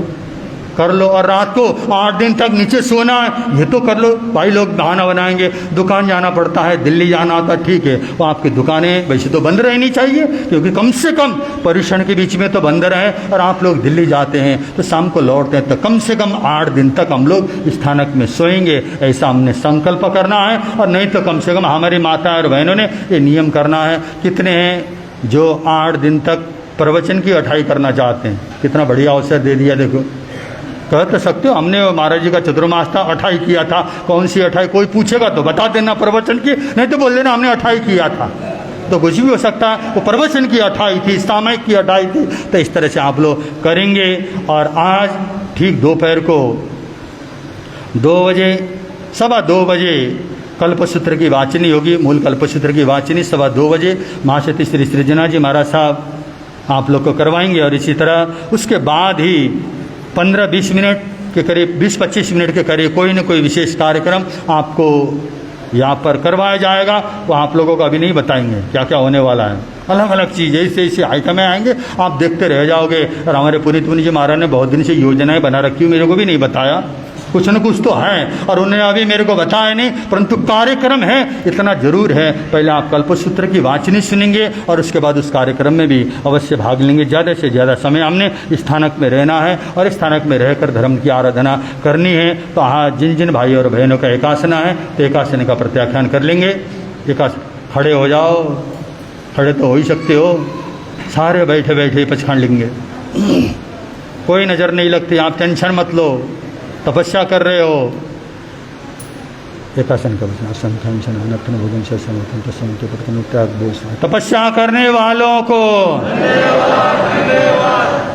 आज का एम्बिल, जिन भाई और बहनों का आज का एम्बिल है, सभी आज के एम्बिल के तपस्वियों को आप लोग एम्बिल का प्रत्याख्यान लेंगे। और कौशल्या जैन, उनका 13वां एम्बिल चल रहा है, जो मंडी से आती है, और उनका 13वां एम्बिल। और हमारे राजेंद्र जी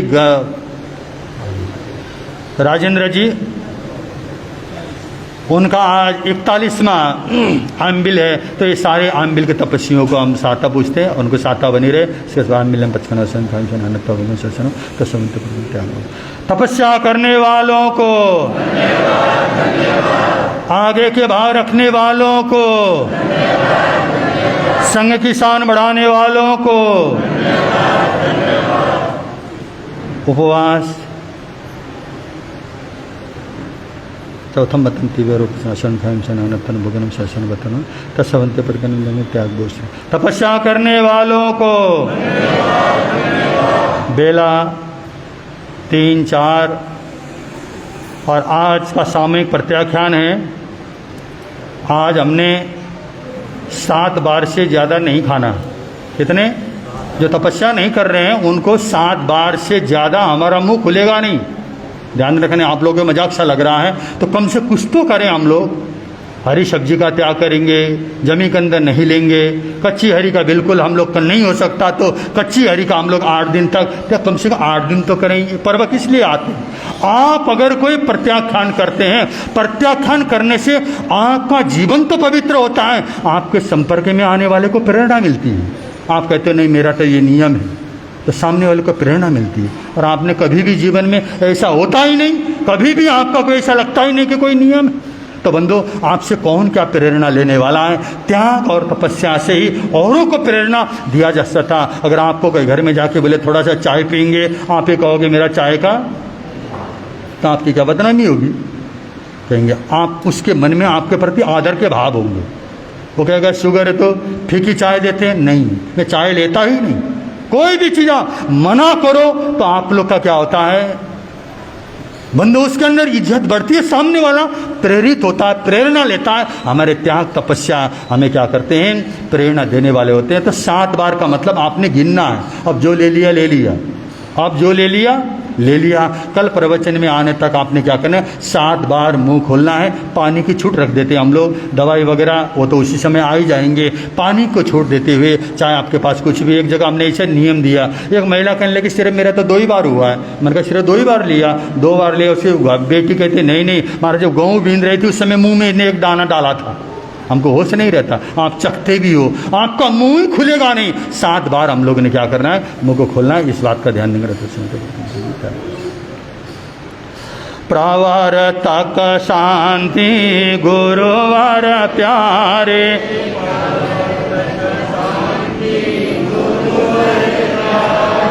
जीवन नैया के रखवाले, जीवन जोड़ गए संबंध प्रभु की वाणी से,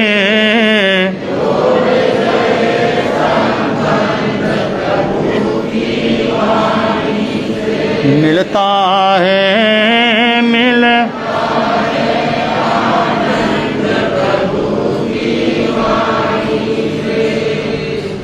नेहा जैन एक भजन सुनाना चाहती है। नेहा जैन आ गया है और एक भजन गाएं।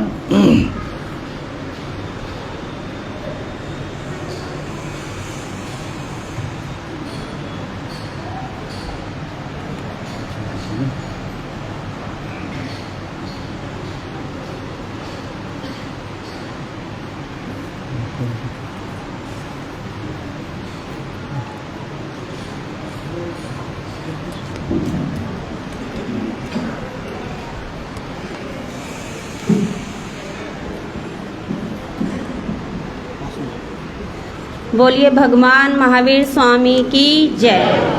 सभी गुरु और गुरुनी जी को मेरा मथे वंदामी और मेरे सभी भाइयों को, सभी बहनों को और माताओं को, पिताओं को, सबको सादर जय जिनेन्द्र। आया पर्यूषण आया, पर्वों का राजा है आया। आया पर्यूषण आया, पर्वों का राजा है आया। आया पर्यूषण आया, पर्वों का राजा है आया। मिच्छामि दुक्कडम सबसे कहने का, मिच्छामि दुक्कडम सबसे कहने का, कितना सुहाना पल ये लाया। आया पर्यूषण आया, पर्वों का राजा है आया। आया पर्यूषण आया, पर्वों का राजा है आया। स्थानक में मंदिर में हम सब मिल के जाएं, स्थानक में मंदिर में सब मिल के जाएं। गुणवाणी सुन के पुण्य कमाएं, गुणवाणी सुन के पुण्य कमाएं। इस काल में मन जो धन्य करेगा, भव भव के सारे पाप हरेगा।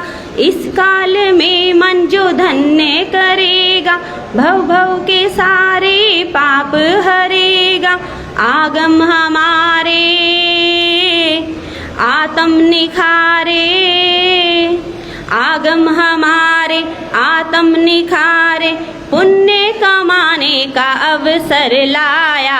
आया पर्यूषण आया, पर्वों का राजा है आया। आया पर्यूषण आया, पर्वों का राजा है आया। महावीर के वचनों को जीवन में लाओ, महावीर के वचनों को जीवन में लाओ। तप साधना से कर्म खपाओ, तप साधना से कर्म खपाओ। हर पल हमेशा ये कायम ही रखना, हर पल हमेशा ये कायम ही रखना। पर्यूषण के बाद भूल न जाना, पर्यूषण के बाद भूल न जाना। वृक्ष फलेगा, धर्म बढ़ेगा, वृक्ष फलेगा, धर्म बढ़ेगा। जीवन सजाने का अवसर लाया। आया पर्यूषण आया, पर्वों का राजा है आया।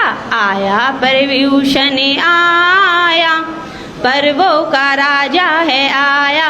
देखो जैनों का त्योहार आया, पर्वों का राजा है आया। पर्व पर्यूषण आया, पर्वों का राजा है आया। जय जिनेन्द्र।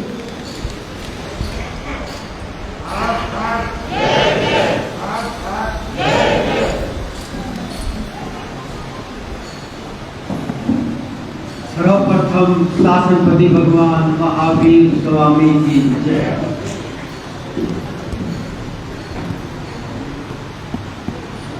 आज से पर्वराज पर्यूषण प्रारंभ हो रहे हैं।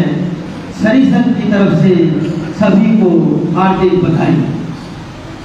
प्यारे पर्यूषण पर्व आए हैं, खुशियों की सौगात लाए हैं। तप त्याग क्षमा शांति दया मैत्री का संदेश लाए हैं। तभी तो सभी भाई बहनों ने तपस्या के ठाठ लगाए हैं। धन्य धन्य है वो भाई बहन जिन्होंने तपस्या के उत्तम पहले को बड़ी सहजता व विनम्रता से सजाया है। सब मिलकर इन तपस्वियों को देते बधाई है। हर तरफ खुशियां ही खुशियां छाई है। पर्युषण पर्व में 8 दिन अंतगढ़ सूत्र को पढ़ा जाता है। पर्युषण पर्व में 8 दिन अंतगढ़ सूत्र इसलिए पढ़ा जाता है कि इससे सुनने वालों को भी अपने जीवन के महत्व को समझें और अपनी आत्मा को शुद्धता की ओर ले जाने का प्रयत्न करें। धर्म सरल और निष्पक्ष हृदय में निवास करता है। कहा भी है धम्म शुद्धस्य चिठई, अर्थात जिसका हृदय शुद्ध होता है धर्म का निवास वही होता है। और तपस्वी परम पूज्य श्री निहाल चंद जी महाराज के पौत्र शिष्य उत्तर भारतीय प्रवर्तक शासक सूर्य परम पूज्य श्री शांति स्वरूप जी महाराज के सुशिष्य सर्वण संघीय सलाहकार विषम पितामह राज ऋषि तपस्वी रतन परम पूज्य गुरुदेव श्री सुक्ति प्रकाश जी महाराज उपाध्याय परवर वाचराचार्य परम पूज्य डॉक्टर श्री विशाल मुनि जी महाराज साहब उत्तर भारतीय प्रवर्तक राष्ट्र संत पूज्य गुरुदेव श्री आशीष मुनि जी महाराज के सुशिष्य रतन नेपाल के श्री मानव मिलन के संस्थापक राष्ट्र संत पूज्य गुरुदेव डॉक्टर श्री मणिभद्र मुनि जी महाराज बाल संस्कारक मधुर गायक पूज्य श्री पुनीत मुनि जी महाराज साहब एवं महासती पूज्य डॉक्टर संजना जी महाराज साहब महासाध्वी परम पूज्य डॉक्टर श्री अनुज्ञा जी महाराज आदि थाने 4 के श्री चरणों में एसएस जैन सभा सेक्टर श्री संघ बदरी धाम सोनीपत की ओर से विधि पूर्वक वंदना नमस्कार करके सुख सादा पूछते हैं। आप श्री जी के स्वास्थ्य व साधु साध्वी श्री संघ की वृद्धि की शुभ मंगल कामना करते हैं। उपस्थित धर्म सभा को सादर जय जिनेंद्र। अब तक किए जो पाप वो धोने का वक्त आया। भक्ति तप और साधना करने का वक्त आया। भक्ति तप और साधना करने का वक्त आया। आया पर्युषण पर्व आया, जैनों का त्योहार आया। पर्वों के महापर्व पर्युषण पर्व का आज पहला दिन है। मेरा सबसे ज्यादा बोलना हुआ है। मेरे मन से, वचन से, काया से किसी की अविनय असाधना हुई हो, किसी के मन को, दिल को ठेस लगी हो, मैं मन, वचन, काया से, पूर्वों की साक्षी से सबसे क्षमा मांगता हूँ। मिच्छामि दुक्कडम। श्री संघ तपस्या में लीन सभी भाई बहनों का धन्यवाद सहित आभार व्यक्त करता है। सबकी तपस्या में सुख शांति बनी रहे। जिन शासन दिन से ऐसी हमारी प्रार्थना है, विनती है। लंबी तपस्याओं में श्री राजेंद्र वर्मा जी आज उनका 41वां आयुमिल है एवं दिल्ली से आई बहन आज उनका 16वां आयुमिल है।